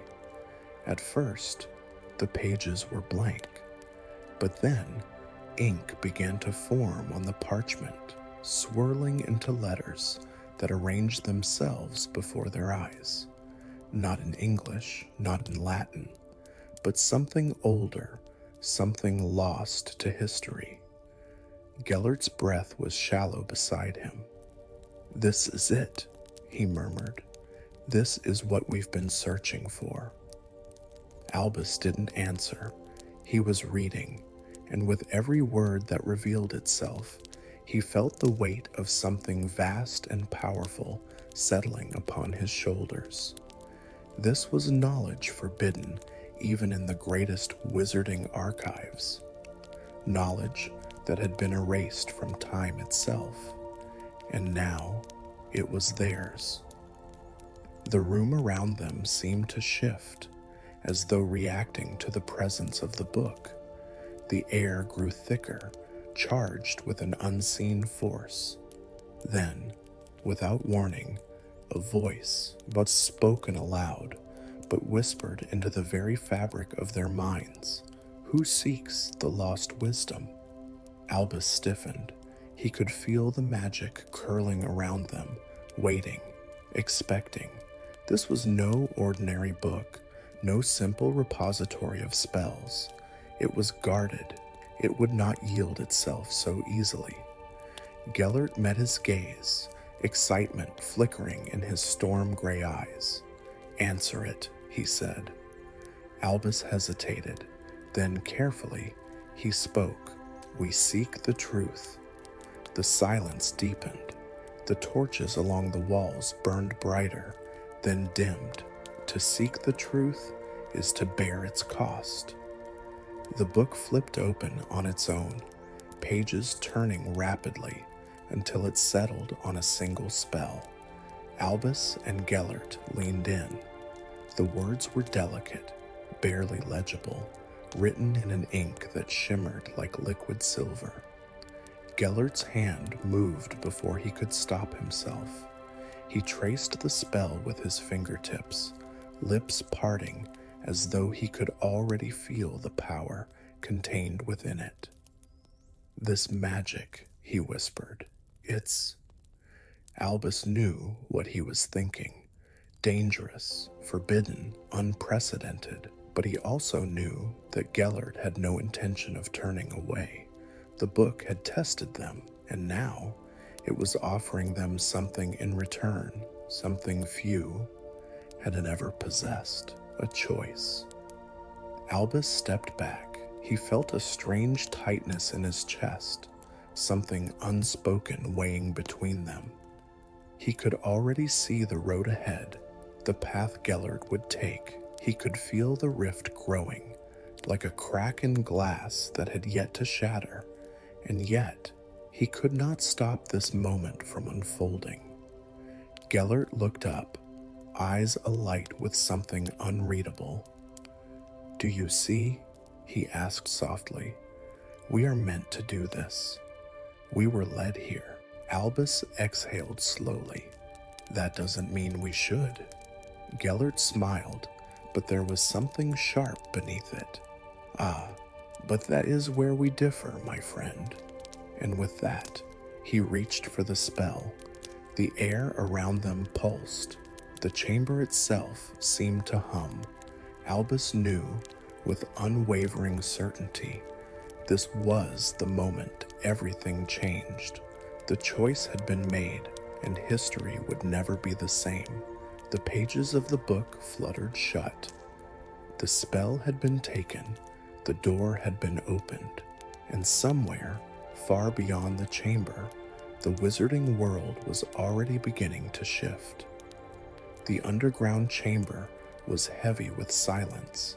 The air carried the scent of damp stone and the faint whisper of magic, a pulse that thrummed beneath the earth like a heartbeat long forgotten.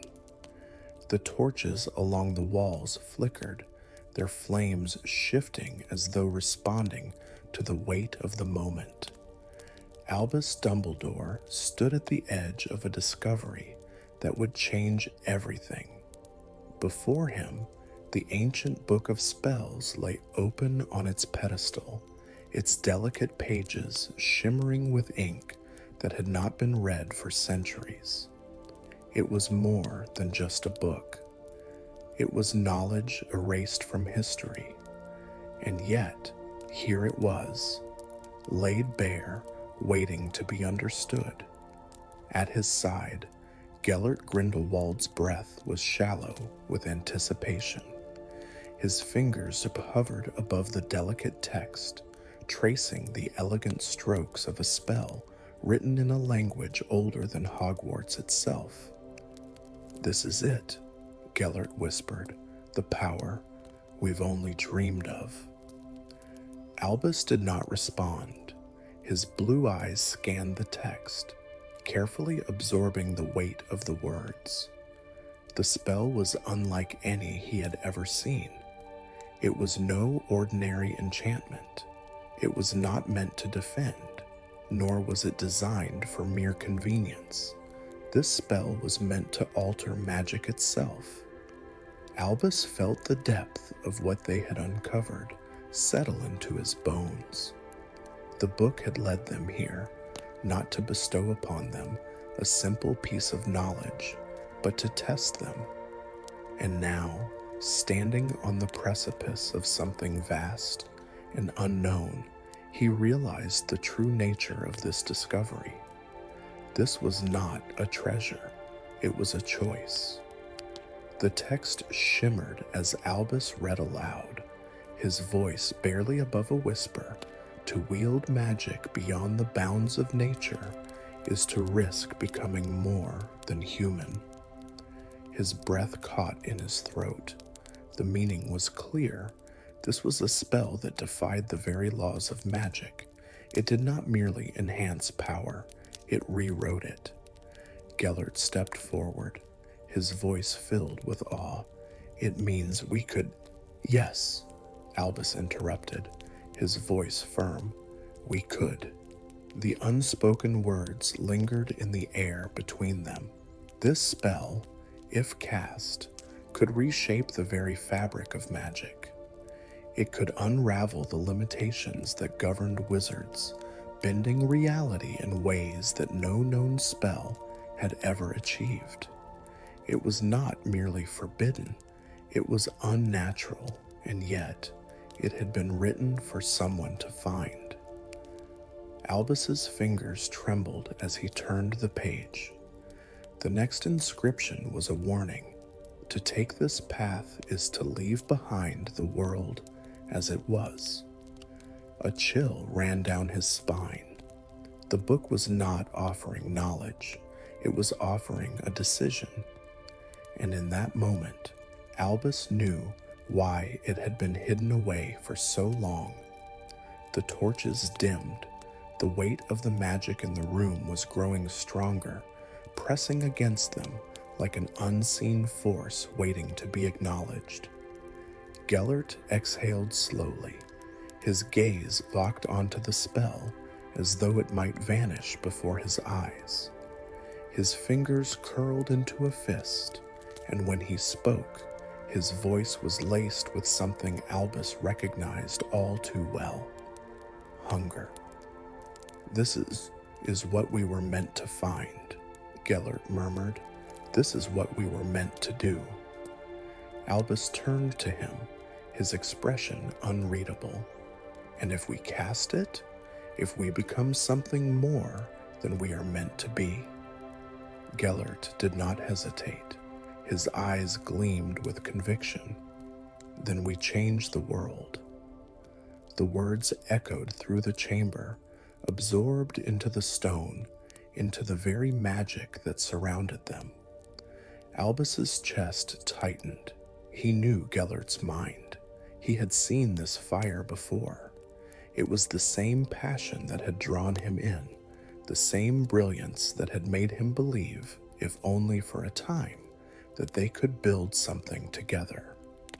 But now, as he stood at the edge of an irreversible decision, he saw the danger in that fire. Magic had limits for a reason. To break those limits was to challenge the very essence of what it meant to be a wizard. Gellert, however, saw only potential. "This spell was meant for us, Albus," he said, stepping closer. "You know it." Albus held his gaze. He did know it, but he also knew something else. He knew what it was to lose control, and for the first time, he saw not only the brilliance in Gellert's vision, but the shadows that lurked beneath it. Albus closed the book. The finality of the motion sent a quiet shiver through the chamber. Gellert's smile faded. "What are you doing?" "We cannot wield this," Albus said, his voice set. "No one should." For the first time, a crack appeared in Gellert's perfect composure. "You're afraid." "Yes," Albus admitted, "and you should be too." Gellert took a step forward. "We were chosen for this. Can't you see? This knowledge, it's not meant to be buried." Albus felt the weight of history pressing against him. He thought of the power they had dreamed of, the future they had envisioned. But this was not power. This was destruction waiting to happen. "This spell," Albus said softly, "is a door that cannot be closed once opened." Gellert's eyes darkened. For a long moment, there was nothing but silence. Then, without a word, Gellert turned away. Albus watched him, feeling the shift between them like a chasm growing wider with each passing second. They had reached the point of no return, and for the first time, Albus realized this was where they parted ways. As Gellert stepped away, something changed. The chamber's magic, once steady and watchful, began to stir. The book trembled on its pedestal, its pages glowing faintly before turning to dust before their eyes. Albus barely had time to react. The spell was vanishing. It had never been meant to be taken. Gellert inhaled sharply. No, but it was too late. The book, the knowledge, the temptation, all of it was being erased. A single whisper echoed through the chamber, a final warning. Some things are never meant to be known. And then, the chamber fell silent. Albus stood still, heart pounding. The book was gone, the spell lost once again. Gellert stared at the empty pedestal, his hands clenched at his sides. "It was ours," he murmured, "and it was taken from us." Albus exhaled. Perhaps it was never ours to begin with. Gellert turned to him, and in that moment, Albus saw the man he would become, the man who would never stop searching, the man who would one day challenge the world itself. And so, without another word, they walked away on two different paths toward two different destinies. The lost years of Dumbledore had begun. The cool night air wrapped around Albus Dumbledore as he stepped out of the ancient chamber, the weight of what had transpired still pressing against his chest.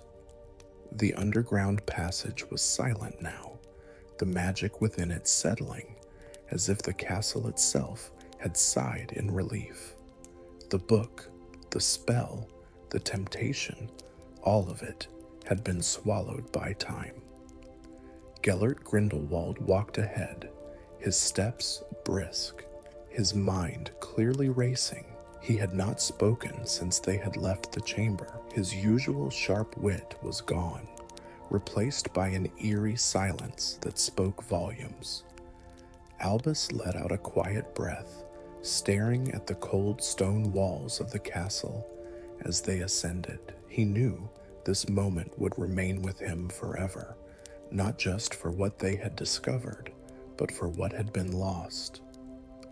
Something had changed between them, and though no words had been spoken, Albus knew it was a shift that could never be undone. The two young wizards finally emerged into the dimly lit corridors of Hogwarts.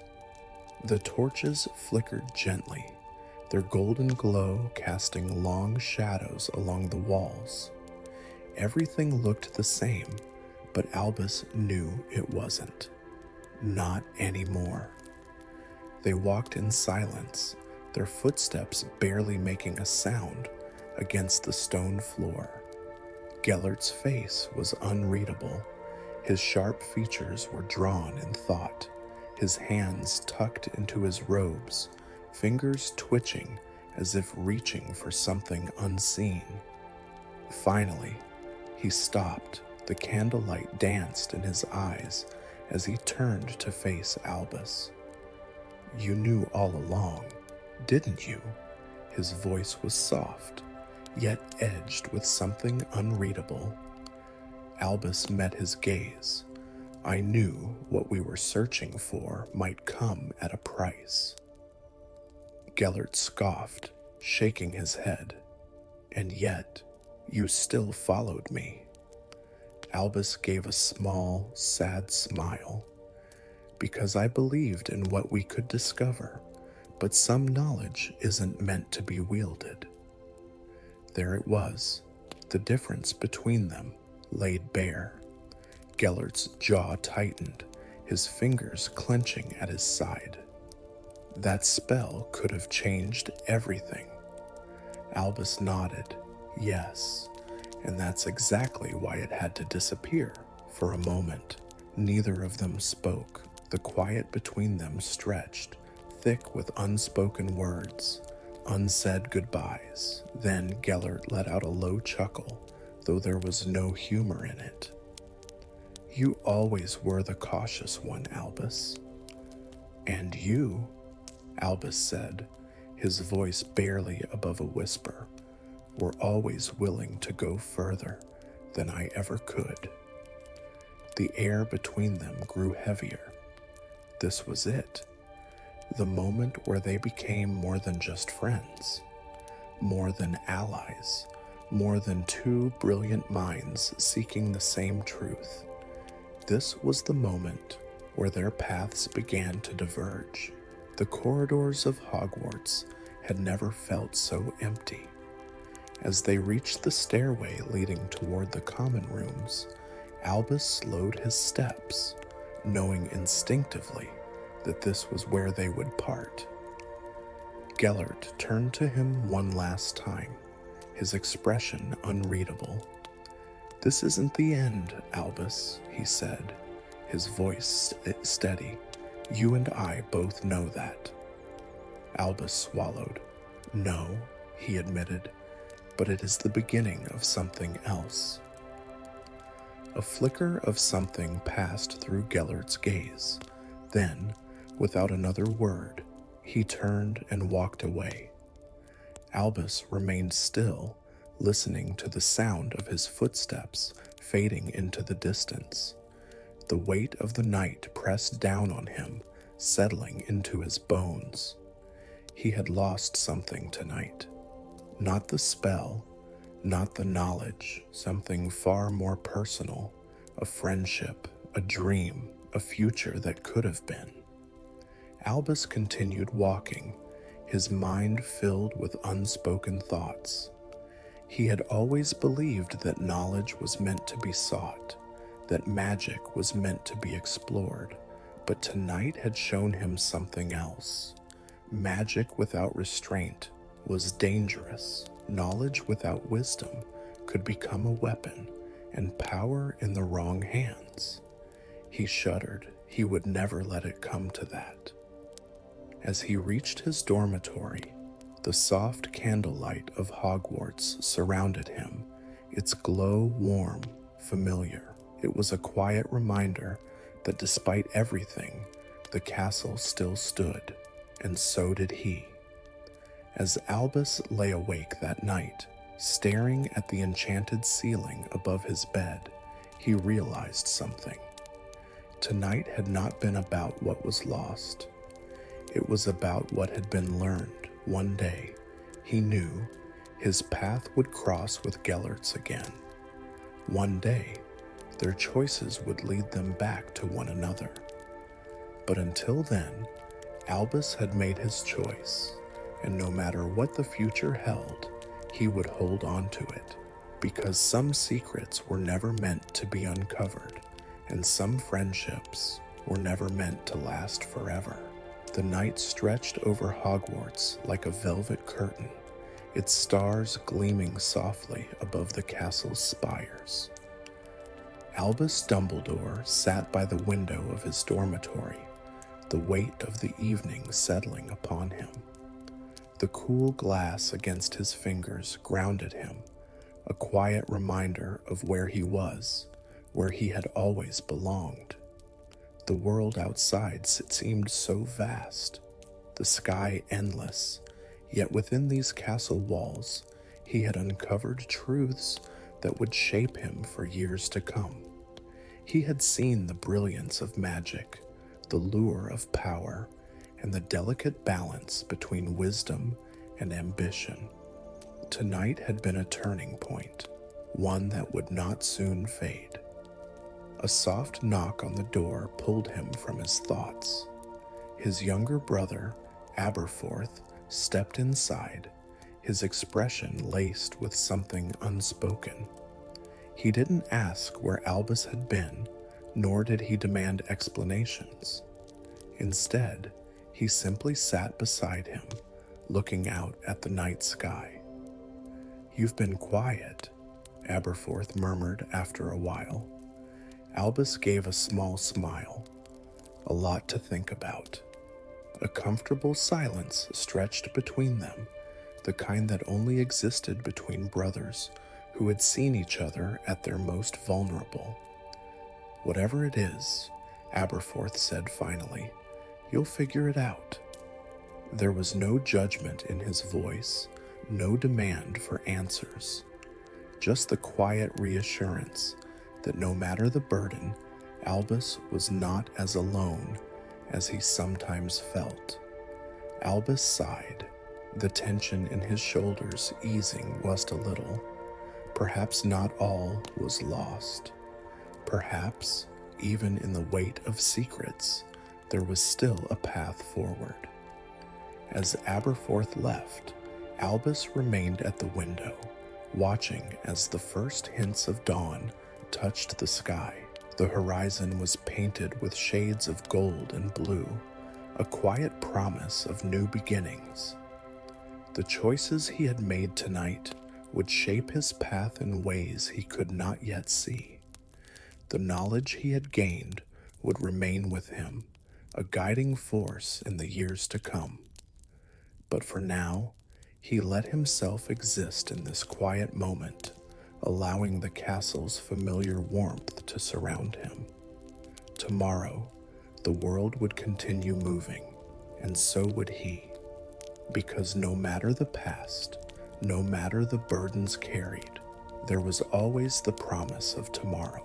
As the last echoes of Dumbledore's past fade into the quiet corridors of Hogwarts, the castle rests under the watchful glow of the moon. But beyond its towering spires, in the shadowed depths of an ancient woodland, another mystery awaits. The Forbidden Forest, a realm of untold secrets, where whispers of lost creatures and ancient magic linger beneath its towering trees. For centuries, students have been warned never to stray too far, yet some secrets refuse to remain hidden. Now, let us venture into the heart of the Forbidden Forest, where the darkest secrets lie waiting to be uncovered. The castle stood bathed in moonlight, its towering spires gleaming softly beneath the star-speckled sky. The gentle hum of the enchanted torches flickered along the grand corridors of Hogwarts, casting long, golden shadows that danced upon the ancient stone walls. A quiet stillness had settled over the castle, save for the occasional rustle of a parchment or the distant hoot of an owl gliding through the wisp autumn air.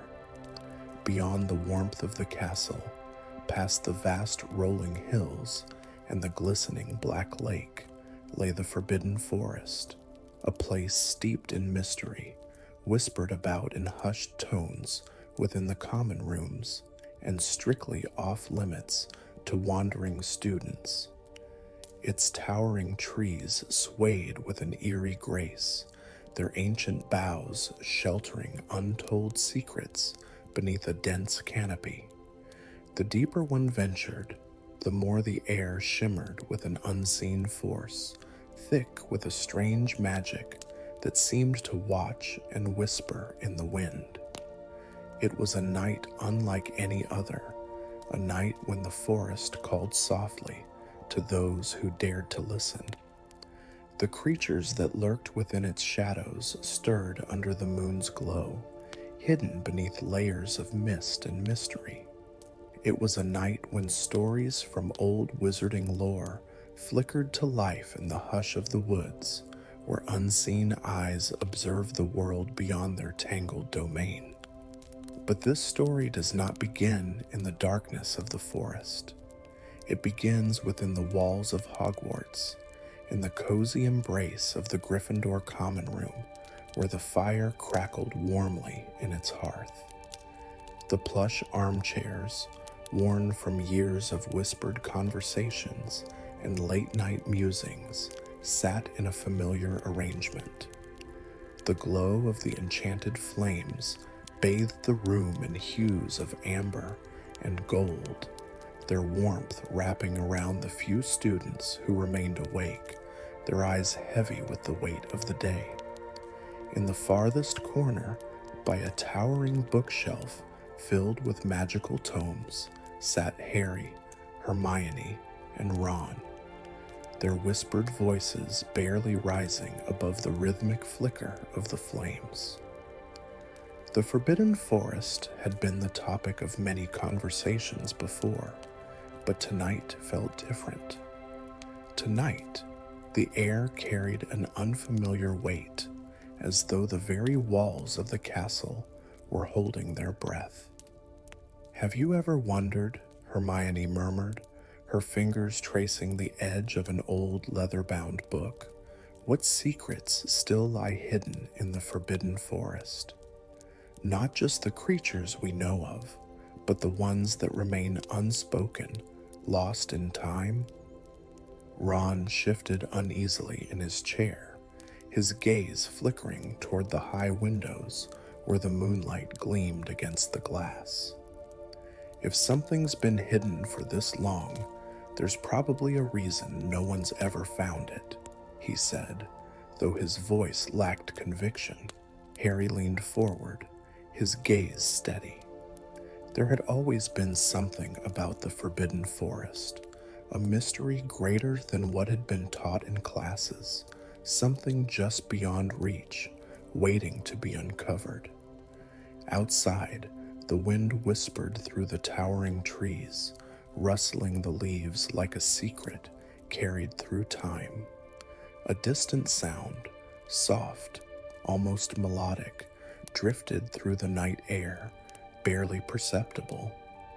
It was not the call of a bird, nor the whisper of the wind. It was something else. Something was waiting, and soon they would find out exactly what it was. The Gryffindor common room was a sanctuary of warmth and comfort, its crackling fire casting long, golden shadows against the stone walls. It was late, well past curfew, but 3 familiar figures remained awake, gathered near the window that overlooked the vast, moonlit expanse of the Forbidden Forest. Harry Potter, his unruly black hair tousled from the long day, sat with his chin resting on his hand, his emerald green eyes flickering with quiet curiosity. The glow of the fire reflected off his round glasses as he gazed outside, the thick canopy of the forest stretching endlessly beyond the castle grounds. For years, Hogwarts had been a place of wonder and discovery for him, yet the Forbidden Forest remained a mystery, even after all his encounters within its depths. There was something about it, something ancient and untouched, hiding secrets far older than the castle itself. Beside him, Hermione Granger was deep in thought, her fingers idly tracing the worn leather cover of a large book she had borrowed from the library earlier that evening. Her wild, curly brown hair was pulled back in a loose ponytail, and her keen brown eyes scanned the pages, searching for something. She was always one step ahead, always seeking answers before the questions could even be asked. The Forbidden Forest fascinated her in ways even she couldn't quite explain. It was more than a place of hidden dangers and magical creatures. It was a living piece of history, a fragment of a world that predated even Hogwarts itself. If there were secrets to be found, she was determined to uncover them.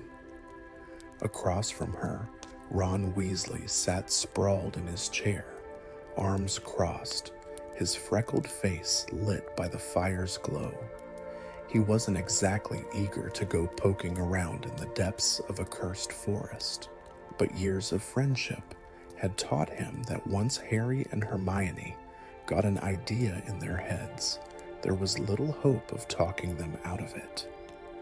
"Look," he muttered, rubbing the back of his neck, "I'm all for a bit of adventure, but maybe we should leave this one alone. The Forbidden Forest has been there for centuries. If something's been lost in it, maybe it's meant to stay lost." Hermione barely glanced up from her book. And what if it's something important? Something even Dumbledore never discovered? Harry exhaled slowly, his fingers tightening slightly around the edge of his chair. He had faced enough dangers to know that some mysteries were better left undisturbed. And yet, something about tonight felt different. The air in the common room was thick with the weight of unspoken words, as though the very walls of Hogwarts were urging them forward. Outside, the wind picked up, rustling through the towering trees beyond the castle. A deep, distant howl echoed faintly from the forest's depths. Not a wolf, not a centaur, something else. Harry stood up. "I think we need to find out what's out there." Hermione snapped her book shut, her expression resolute. Ron groaned. "Here we go again." The Forbidden Forest awaited, and soon they would step into its darkness, unaware of the secrets that had remained hidden for centuries, until now. The Forbidden Forest loomed ahead, an endless sprawl of towering trees and tangled undergrowth, its shadows stretching like silent sentinels under the pale moonlight. The air was crisp, laced with the damp scent of earth and ancient magic. Harry, Hermione, and Ron stood at the tree line, the glow of their wands barely piercing the thick darkness beyond. "Right," Ron muttered, stuffing his hands into his cloak pockets. "This is a terrible idea." Harry glanced at him, but said nothing. His gaze was fixed on the path ahead, on the strange pulse of energy he could feel just beyond the visible trees. There was something in the air tonight, something ancient and watchful. Hermione adjusted the strap of her satchel, her fingers lightly brushing against the old parchment map she had borrowed from the library. It was a rarely seen sketch of the Forbidden Forest, annotated in faded ink by a long-forgotten Hogwarts scholar. The notes had been vague, hinting at areas untouched by time and whispers in the dark. None of it had made much sense until now. "Come on," Harry said, stepping forward, his wand raised. "We don't want to be out here all night." They moved carefully, their boots crunching against fallen leaves as they ventured deeper into the undergrowth. The deeper they went, the more oppressive the silence became. The Forbidden Forest was never truly quiet, not with the centaurs, thestrals, and unfamiliar creatures that lurked within it. But tonight, it was unnaturally still. That was the first sign that something was wrong. Then came the whisper. It wasn't a voice, not exactly. It was more like a thread of sound, something slipping through the gaps in reality, brushing against their minds without form or language. Hermione stopped abruptly. "Did you hear that?" Harry turned, his brow furrowed. "What?" Ron shivered. "Oh no, nope, I don't like this. When forests start whispering, it's time to leave." But Hermione wasn't listening. She was watching. The trees ahead of them had begun to shift, not move exactly, but distort, as though reality itself were bending. The bark darkened, twisting unnaturally, and the shadows cast by their wands began to tilt in the wrong direction. Then, out of nowhere, a sharp gust of wind rushed through the trees, bringing with it a scent that made Harry's stomach lurch. It smelled like old parchment and burning wood, the unmistakable scent of cursed magic. "Lumos Maxima," Hermione whispered, and her wand flared with brilliant light. The glow spread out before them, illuminating a strange, circular clearing just ahead. And in the very center, embedded into the roots of a massive, gnarled tree, was something that made all three of them freeze. A door. Not a door in the traditional sense. There was no frame, no handle. It was more like a passage carved into the very fabric of the forest, an ancient archway outlined by glowing runes that pulsed with an eerie silver-blue light. "What in Merlin's name?" Ron breathed. Hermione's hands trembled slightly as she stepped closer. "This isn't just any entrance." Her voice was hushed, reverent. "This is a sealed passage, a forgotten one." Harry moved beside her, his eyes scanning the intricate markings etched into the wood. He recognized some of the symbols, ancient protective enchantments, the kind that required a key or a ritual to unlock. But among them were other runes, ones he had never seen before, and in the very center of the archway, embedded deep into the bark, was something even stranger. A stone crest. It was smooth and circular, with the faintest imprint of a crest worn away by time. The edges of the engraving shimmered faintly under their wand light. Harry reached out, his fingers barely grazing the surface. The moment he touched it, a low, rumbling noise vibrated through the ground.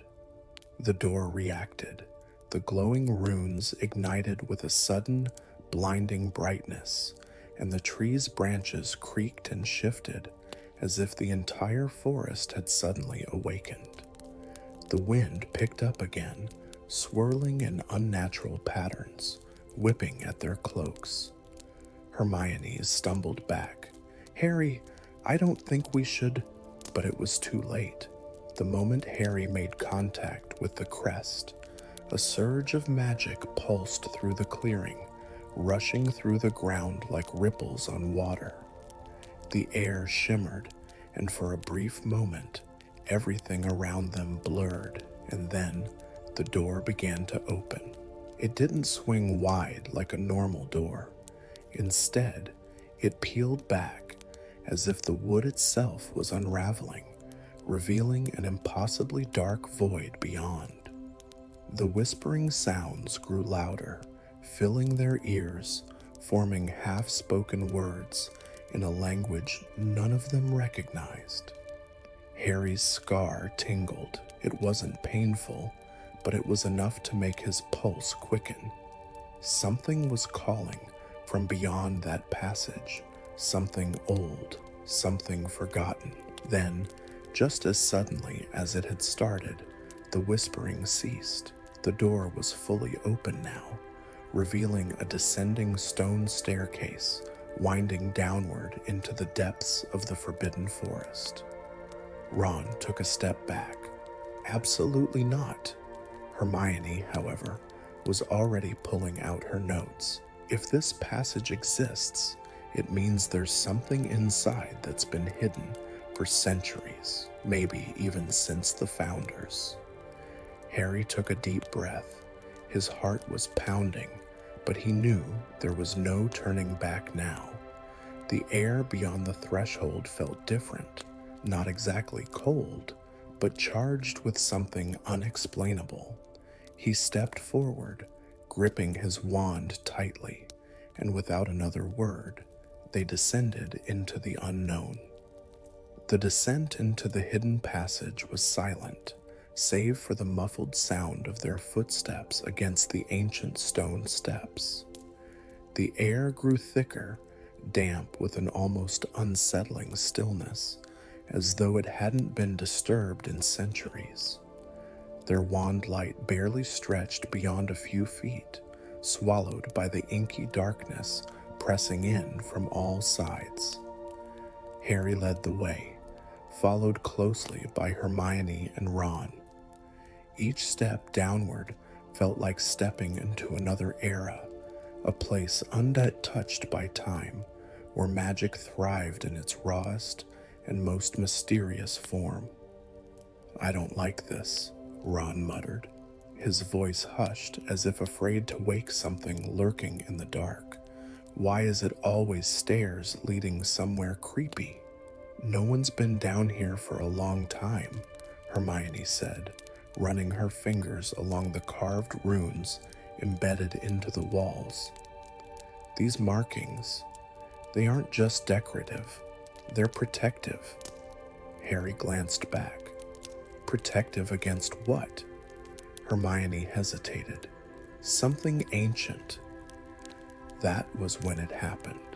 A low vibration rippled through the stone beneath their feet, like a heartbeat deep within the earth. The torches mounted along the passage's walls, unlit for who knew how long, sputtered to life in eerie blue flames, casting strange, flickering shadows that danced unnaturally. Ron stiffened. "Did you—" A sudden rush of wind surged past them, carrying with it a sound that sent a shiver down their spines, a deep, guttural growl echoing from the depths below. Harry instinctively raised his wand. Lumos. His light joined Hermione's and Ron's, illuminating what lay ahead. An ancient stone chamber, its floor covered in a thin layer of mist that seemed to pulse with an almost sentient awareness. At the center of the room was a massive, twisted tree, its roots stretching across the ground like clawed fingers.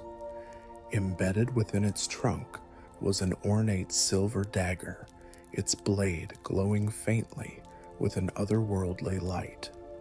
Hermione inhaled sharply. That's not just any dagger. Harry stepped closer, peering at the inscriptions carved into the blade. It looks like a relic. Ron, however, had his attention fixed on something else. His voice came out in a whisper. "We're not alone." From the farthest edge of the chamber, shadows began to shift. At first, it seemed like a trick of the flickering light, but then the darkness moved, separating into distinct figures, forms inhuman, but not entirely monstrous. Their eyes gleamed like molten gold, and as they emerged from the gloom, the air grew colder, laced with a tension that made the hair on the back of Harry's neck stand up. Hermione gripped his sleeve. "I've read about them," she breathed. "They're not supposed to exist anymore." "What are they?" Ron asked, his voice barely above a whisper. Hermione swallowed hard. Shadewalkers, ancient guardians of magic long forgotten. The Shadewalkers stood at the edges of the chamber, their forms shifting between solid and spectral, as if caught between worlds. They did not attack, nor did they move closer. Instead, one raised an arm, and the whispering began again. Not words, not exactly, but impressions, thoughts that slipped through their minds like echoes from another time. "Who seeks the blade?" Harry hesitated, glancing at Hermione and Ron. We're just exploring," Hermione said cautiously. "We didn't mean to disturb anything." The figure remained still, its golden eyes unblinking. "The blade has chosen." A sudden pull surged through the air, an invisible force that sent a wave of pressure rippling outward. The dagger embedded in the tree glowed brighter, its silver hilt humming with energy. The ancient runes on the walls flared, reacting to the surge of power, and then a scream tore through the chamber. The sound was not human. It was otherworldly, layered with agony and rage, as if something bound to the depths of the forest had just been awakened. The Shadewalkers shifted, their figures rippling. They were no longer silent observers. They were reacting to the scream. Ron was already moving backward. "I don't know what that was, but I don't want to stick around and find out." Hermione grabbed Harry's arm. "The blade is connected to something. We have to go, now." But Harry couldn't move. His gaze was locked onto the twisting darkness, now coiling around the tree's roots, an inky, living mass, writhing as if something trapped within was trying to break free. The Shadewalkers stepped forward. "The seal is breaking." The ground shook violently, sending cracks through the chamber's floor. The mist thickened, curling upward, and through it, a figure began to rise, a form cloaked in shadows, its presence sending a deep chill through the air. Harry's breath caught. "We have to stop this." But before he could act, the darkness lashed out, sending a shockwave through the chamber. The walls shuddered, the ancient runes flickering erratically, and for a brief, terrifying moment, everything seemed to fracture, as if reality itself had been split open. Then, the dagger wrenched itself free from the tree, flying through the air. Harry barely had time to react before it landed squarely in his outstretched palm. A surge of searing cold shot through him, and for a moment, his vision whited out. He was no longer in the chamber. He was somewhere else, caught in a whirlwind of memories not his own. Visions flickered. A wizard long forgotten, standing at the edge of a ruined battlefield. A darkened forest, shrouded in mist, filled with whispers of creatures unseen. A spell, forbidden and unspoken, sealed away beneath the roots of an ancient tree. The truth slammed into him. This dagger wasn't just a weapon, it was a key to something far more dangerous than they had realized, and the forest had been keeping it hidden for a reason. Harry gasped, snapping back to the present, the dagger still cold in his grip. The Shadewalkers were watching him, their golden eyes unwavering. Then, as if satisfied, they bowed their heads and vanished into the mist. The chamber fell silent once more. Ron swallowed hard. "Can we leave now?" Hermione exhaled, staring at the now empty tree trunk. "Harry, whatever that dagger is, it's not just a relic." Harry nodded, his fingers tightening around the hilt. He knew, deep down, that this wasn't over. Not yet. And whatever lay ahead, whatever cursed power had been awakened tonight, was something far older and far darker than anything they had ever faced before. The weight of the dagger in Harry's hand felt heavier than it should. Though it was small in size, its presence seemed to hum with an ancient force, sending faint pulses of magic up his arm. The Shadewalkers had vanished, but their warning still echoed in his mind. The seal is breaking. The chamber was now eerily silent, the flickering torchlight barely reaching the arched ceilings. The gnarled tree from which the dagger had been freed stood lifeless, its roots curling inward as though mourning the loss of the blade. Hermione pressed a hand against her forehead, her brow furrowed in concentration. "This wasn't just a weapon," she murmured. "It was sealing something in this chamber." Ron looked warily at the darkness beyond. "Great. So, we didn't just take some old relic. We unleashed something. I knew this was a bad idea." Harry exhaled slowly, eyes flicking between his friends. "We need to find out what this dagger was sealing and why it was hidden beneath the forbidden forest." The realization settled over them like a weight. Whatever they had just disturbed might not stay contained for long. They carefully made their way back up the passage, retracing their steps until the ancient stone gave way to the familiar wild terrain of the forbidden forest. The moment they emerged, the air around them felt thicker, almost as if the entire forest was holding its breath. The trees seemed closer together than before, their twisted branches weaving into an unnatural canopy overhead, casting strange shadows along the ground. The distant hoot of an owl sounded, followed by a rustle in the undergrowth. Hermione ran her fingers across the dagger's hilt. "There's something else about this blade. It's not just enchanted, it's connected to this place. The magic feels old." Harry studied it carefully. Up close, the silver blade shimmered faintly, etched with runes that seemed to shift and move, as though whispering in an ancient tongue. Ron shuddered. "Well, maybe we should put it back." Hermione shot him a sharp glance. "We don't even know if that's possible. Whatever magic was sealed away, it's already been disturbed." A sudden gust of wind swept through the trees, sending a flurry of golden autumn leaves cascading around them.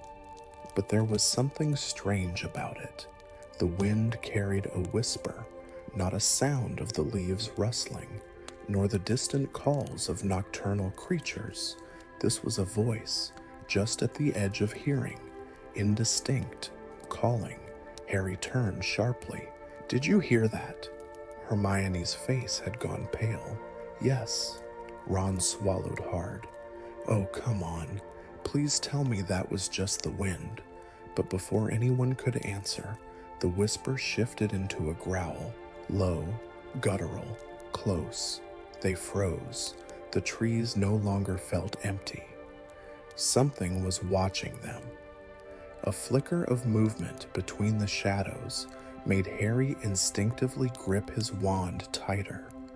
The glow from the tip barely illuminated the dense trees, but in the distance a pair of golden eyes blinked open, then another, and another. Ron tensed.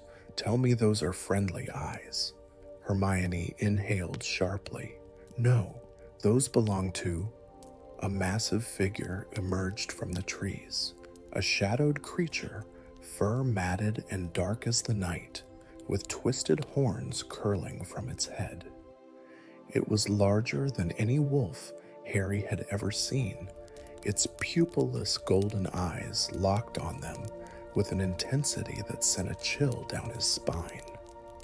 Harry had seen werewolves before, but this was something else. Hermione took a step back, pressing a hand against Harry's arm. That's not just a creature, she whispered.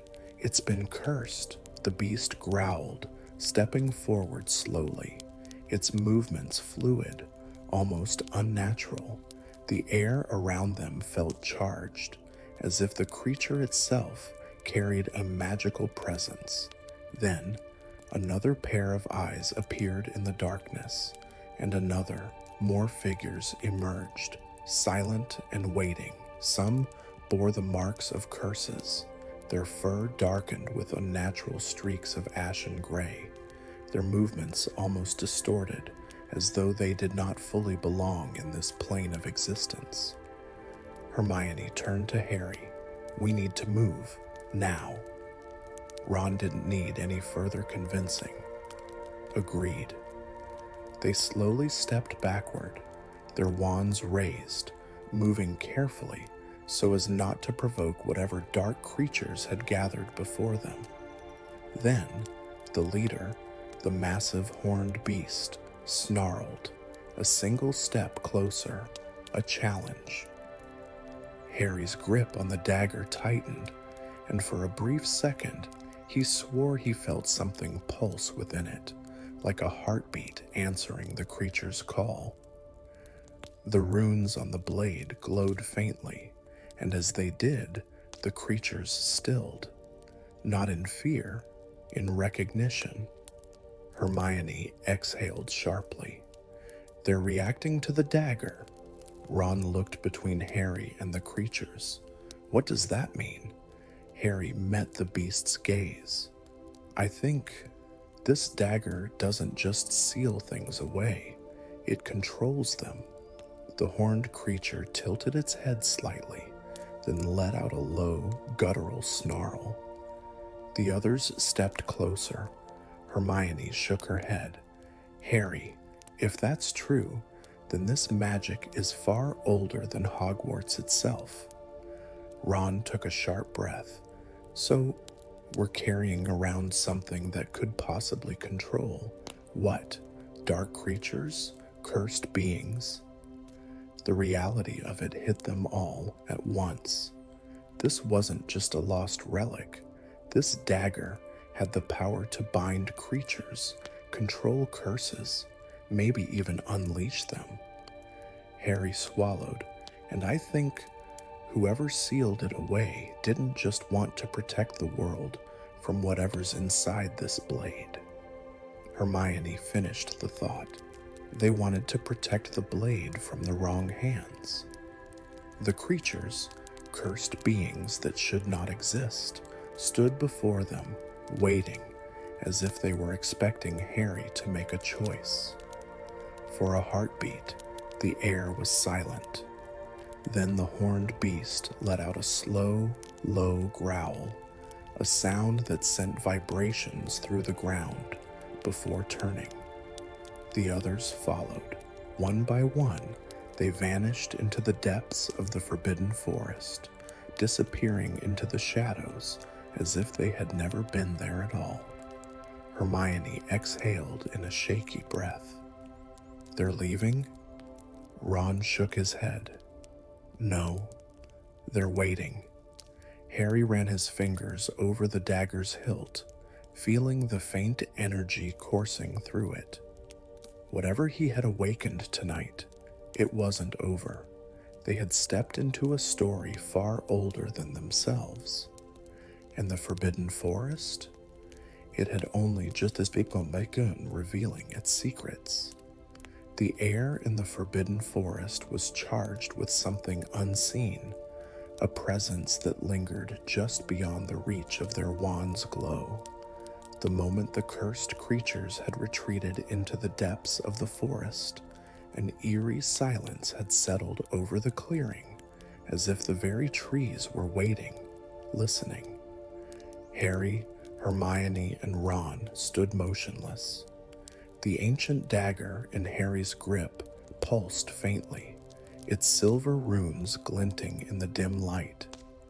It was the first time Harry had felt truly uncertain about what to do next. Hermione was the first to speak.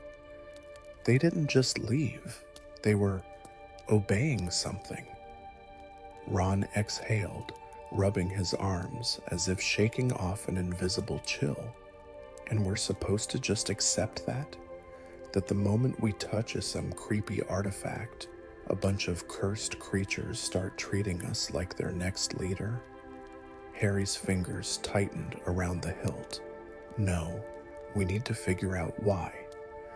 Hermione nodded, shifting her focus back to the ancient dagger. It reacted to you, Harry. There's something in this blade, something old. It's not just controlling the creatures, it's connected to them. A shiver ran down Harry's spine.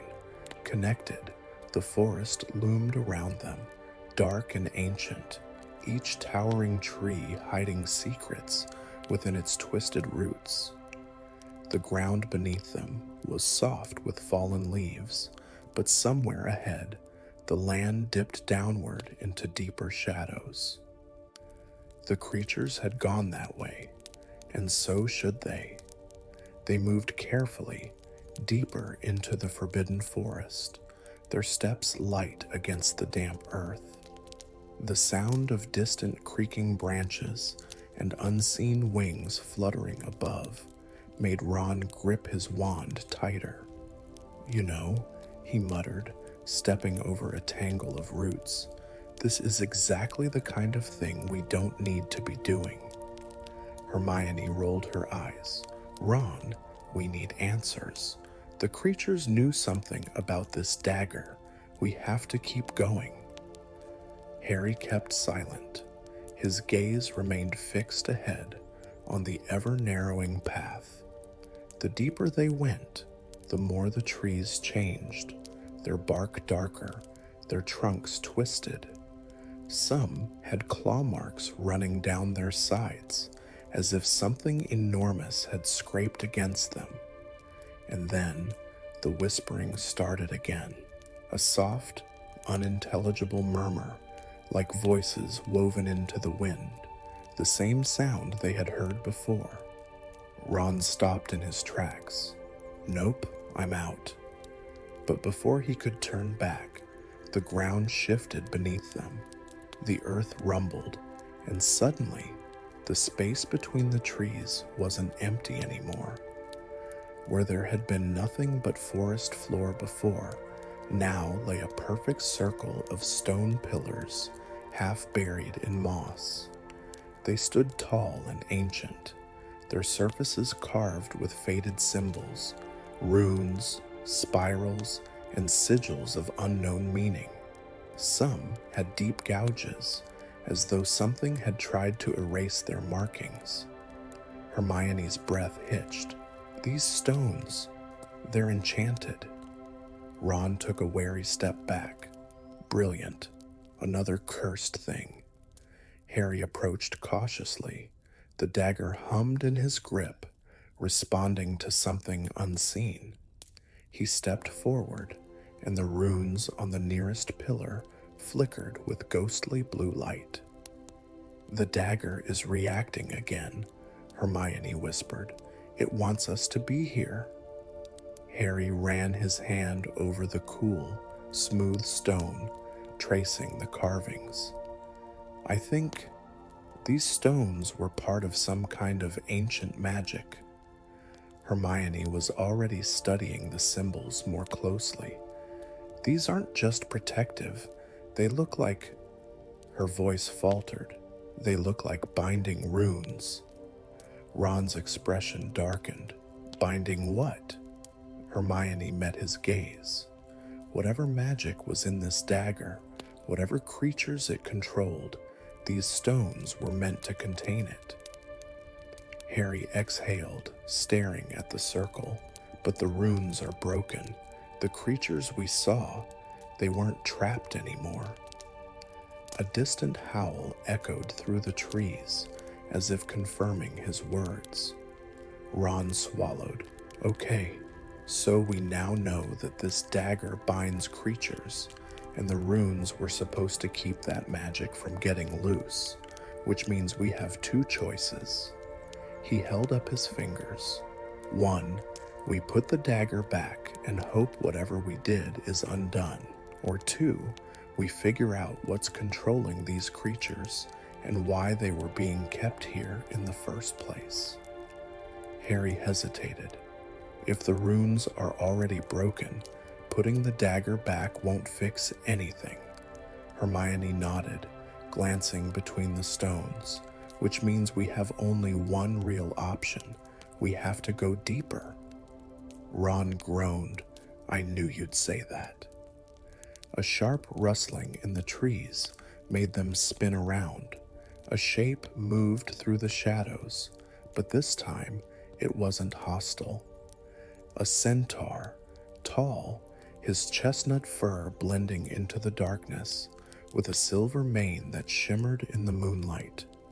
He stepped forward, golden eyes locking onto them with quiet intensity.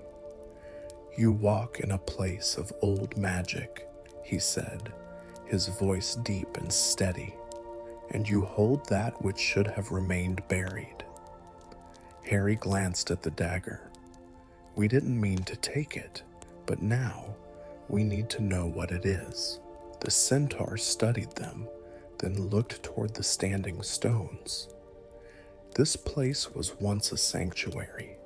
Now it is only a warning." He stepped forward, placing a hand against one of the rune-marked pillars. "Long ago, creatures of darkness were drawn to this forest, their power bound by ancient magic. But when the binding weakened, they began to rise again." Hermione stepped closer. "Who bound them here?" The centaur's gaze darkened. "A wizard of great power and great folly. He sought to use the creature's magic for his own purpose, but when he lost control, he sealed them away." Ron tensed. "And now they're free." The centaur nodded solemnly. "Not all, but soon they will be." Harry exhaled, feeling the weight of the dagger grow heavier in his hand. "How do we stop it?" The centaur studied him for a long moment, then pointed toward the heart of the forbidden forest, where the trees grew taller and blacker than anywhere else. "The source of the curse lies beyond. If you wish to end it, you must go there." Hermione swallowed. "What's waiting for us?" The centaur turned his gaze toward the darkness. "Something far older than this forest." A gust of wind stirred the trees, and for a moment the whispers returned, soft, beckoning, waiting. Harry looked at Hermione and Ron. "We're not done yet." They stepped beyond the stones, deeper into the secrets of the forbidden forest. The dagger pulsed again.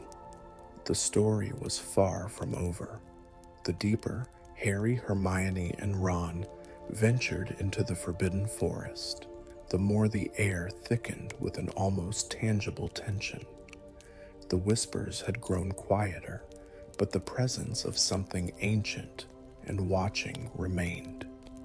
Every now and then, branches shifted above them, not by the wind, but by unseen figures moving silently in the darkness. Ahead, the trees parted into a clearing, revealing something unexpected, a ruined stone temple, its structure almost entirely swallowed by the forest. Thick vines snaked over its walls, and faintly glowing runes pulsed along the remaining stones. In the center stood a raised stone altar, cracked down the middle, as if something had shattered it long ago. Hermione's breath hitched. This isn't just an ordinary ruin. This is a forgotten altar. Look at the inscriptions. They're written in an ancient magical dialect. Ron swallowed hard. Let me guess, not a friendly one? Hermione traced a rune, her fingers barely grazing the stone. No, these weren't meant for worship. They were meant for containment. Harry, still gripping the silver dagger, felt it pulse in his hand again. It was almost as if the dagger was trying to guide him forward. Without thinking, he stepped toward the altar, and as soon as he did, the air shifted. A deep, resonant growl echoed from the darkness. They weren't alone. From the shadows beyond the ruins, a figure emerged. Not a beast, not entirely human, but something in between. It stood tall, its skin dark like shadowed bark, its eyes glowing like embers in the night. It was not a creature of the living world. You should not have come. The being's voice was neither a whisper nor a roar. It was something old, something woven into the very magic of the forest itself. The dagger does not belong to you. Harry stood his ground, his fingers tightening around the hilt. Then whose was it? The guardian stepped forward, the very ground beneath its feet darkening. A wizard who wished to control the creatures of this forest, to bend them to his will. Hermione's eyes widened. A wizard? You mean someone actually tried to? The dagger is a relic of cursed magic, the guardian continued, as if she hadn't spoken. It does not grant power, it only binds. Harry felt his stomach tighten. Then the creatures we saw, they weren't attacking us, they were trying to reclaim it. The guardian nodded slowly. The creatures you faced are not monsters, nor wild beasts. They are prisoners of the spell woven into that blade. Ron's face paled. And let me guess, they don't want to stay prisoners anymore. The guardian lifted a hand, and the glow of the altar's runes flickered, revealing ghostly figures, moving like shadows caught in a storm. They took the shape of creatures, centaurs, wolves, great winged beasts, all of them bound by invisible chains, their eyes empty and glowing with unnatural energy. Hermione whispered in horror, they were cursed. The wizard who forged the dagger sought to bind the ancient creatures of the Forbidden Forest to his will, the guardian explained. But magic that enslaves does not obey forever. When he lost control, the curse was sealed away, the dagger hidden, until you awakened it. The weight of the dagger in Harry's hand felt heavier than ever. Ron took a wary step back. So if we don't stop this thing now, the creatures will no longer be bound, the guardian interrupted, but neither will the magic that sustained them. Harry exchanged a look with Hermione. What happens if the magic fades? The Guardian's gaze darkened. Then every creature bound by the dagger will cease to exist. Hermione shook her head. There has to be another way. We can't just let them. There is a way, the Guardian said, stepping closer, but it requires a choice. Harry's grip on the dagger tightened. What kind of choice? The Guardian raised his hand, and two paths appeared, glowing faintly before them.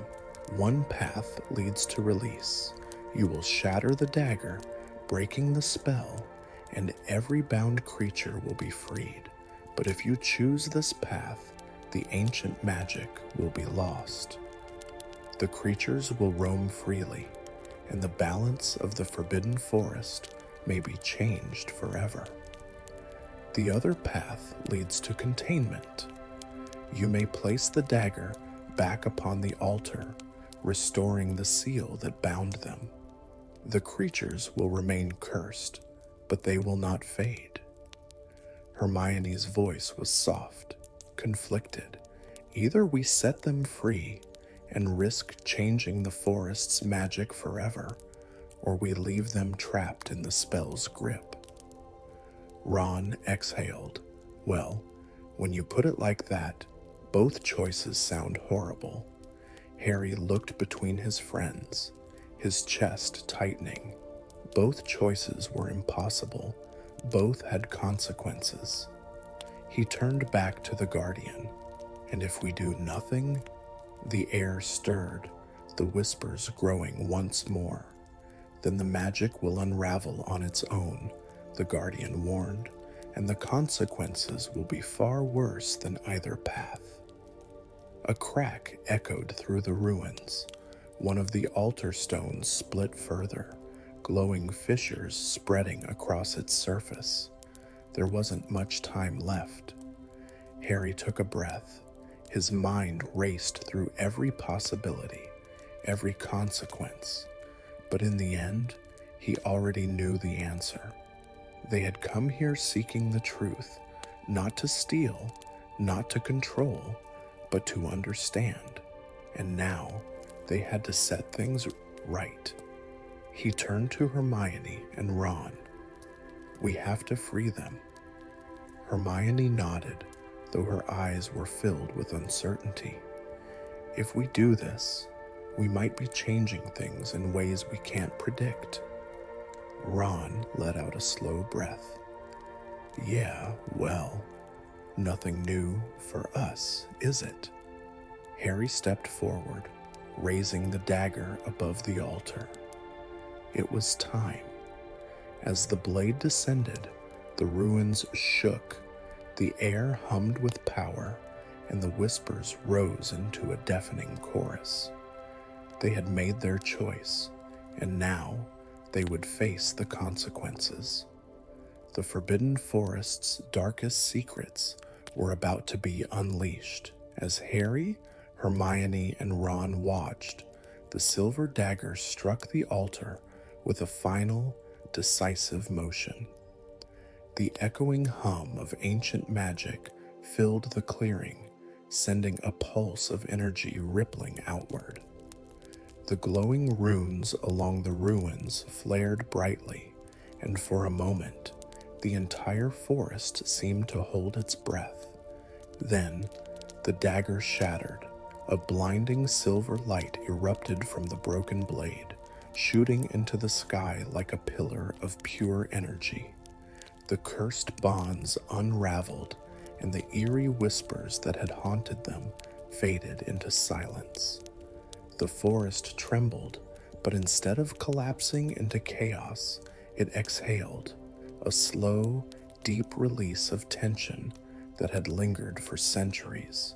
The creatures that had been bound, the centaurs, the great wolves, the winged beasts, all shimmered in the soft glow.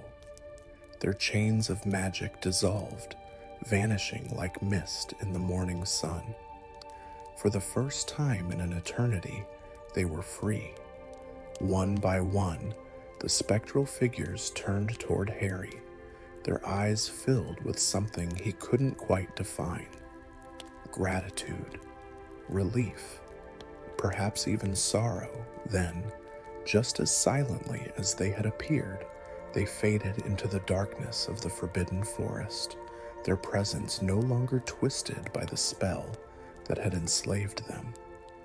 A gentle wind stirred the leaves, cool against Harry's skin. The night was silent, but it was no longer haunted. Ron let out a shaky breath. Well, that was a bit dramatic, wasn't it? Hermione turned to Harry, her voice quiet but steady. You did the right thing. Harry didn't respond immediately. He simply stood there, letting the weight of everything settle in.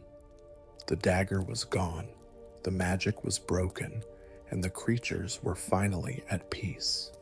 But he had a feeling the forbidden forest would never be the same again. As the last traces of magic faded, the Guardian stepped forward, its ember-like eyes now calm and watchful. The balance has been restored, it said, its voice quieter than before. The forest will remember what you have done. Harry met its gaze. What happens now? The creatures will return to their natural state. Some will remain hidden, others will roam freely.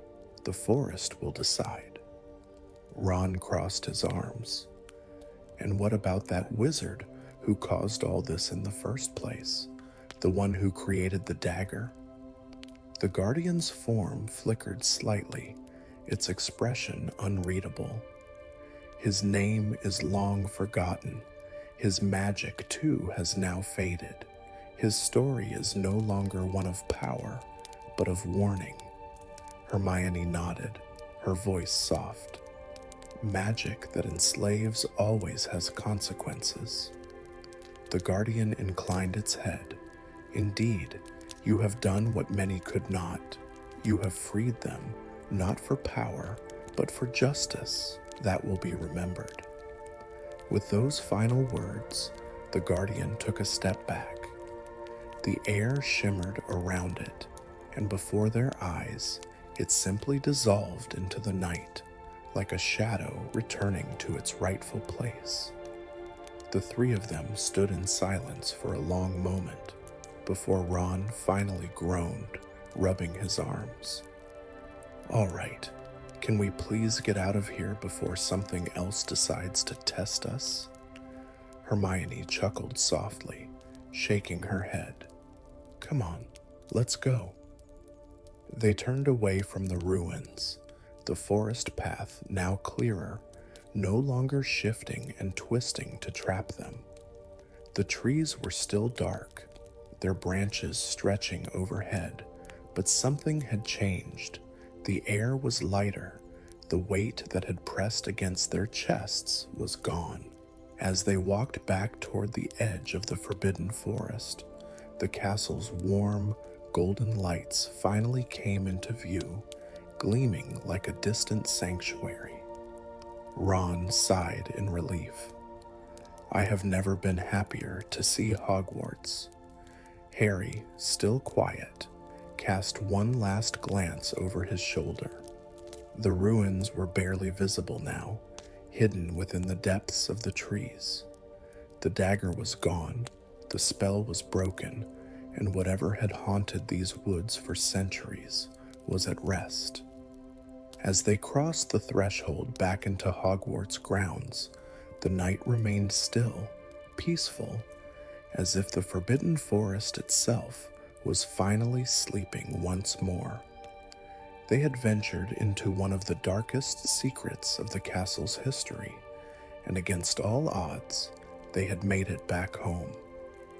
As Harry, Hermione, and Ron stepped up out of the forbidden forest, the sight of Hogwarts' towering spires filled them with relief. The castle stood strong and steady against the midnight sky, its warm golden lights shimmering in the distance.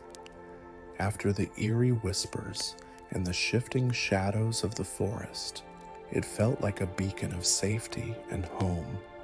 The crisp night air was cool but comforting, carrying with it the scent of damp grass and the faint, distant aroma of a late-night fire burning in the common rooms. The three friends walked in silence, their minds still turning over everything they had just experienced. Ron was the first to break it. "Well, I don't know about you two, but I'm pretty sure I'll be dreaming about cursed daggers and shadowy creatures tonight." Hermione sighed but smiled. "At least now we know the forest isn't just full of danger. It holds forgotten stories too, ones that deserve to be set free." Harry, quiet as he often was after a long night of mystery, glanced back at the tree line. The forbidden forest was vast, endless in its secrets, and tonight they had uncovered just one of them. How many more stories lay hidden beneath its towering trees? But, for now, that was a mystery for another day. As they reached the castle, the warmth of the stone corridors greeted them, and the familiar hum of students still awake, laughing softly, whispering about their own adventures, filled the halls. The fat lady in the portrait barely stirred as they whispered the password and stepped inside the Gryffindor common room. The fire was still crackling, casting long golden reflections over the room. The chairs by the hearth were empty, waiting for them. Ron collapsed onto the nearest couch. "I swear, I'm never stepping foot in that forest again." Hermione smirked, settling into an armchair. "You always say that." Harry didn't sit right away. He stood for a moment, watching the flames dance in the fireplace, feeling the exhaustion settle over him. He let out a long breath, one filled with the weight of the night, and then the slow, quiet realization that they had done something good. They had lifted an ancient curse, they had restored balance, and, despite all the dangers, they had returned home safe. As the warmth of the fire flickered against the walls, the heaviness of sleep began to take over. The castle was quiet now, the hum of students fading as the night deepened. Harry stretched and finally settled into a chair, feeling the warmth seep into his bones. He knew sleep would come soon. Maybe in his dreams, he'd return to the Forbidden Forest, but this time, not as a seeker of danger, but as a keeper of its stories. And as the fire crackled softly, the room settled into peaceful silence. Outside, the Forbidden Forest stood tall, dark, and full of secrets. But tonight, it was quiet too, for now, all was at rest. If you want early access to new stories, longer adventures, and even the chance to request your very own custom story, consider joining our premium membership. Your support helps us create even more magical tales just for you.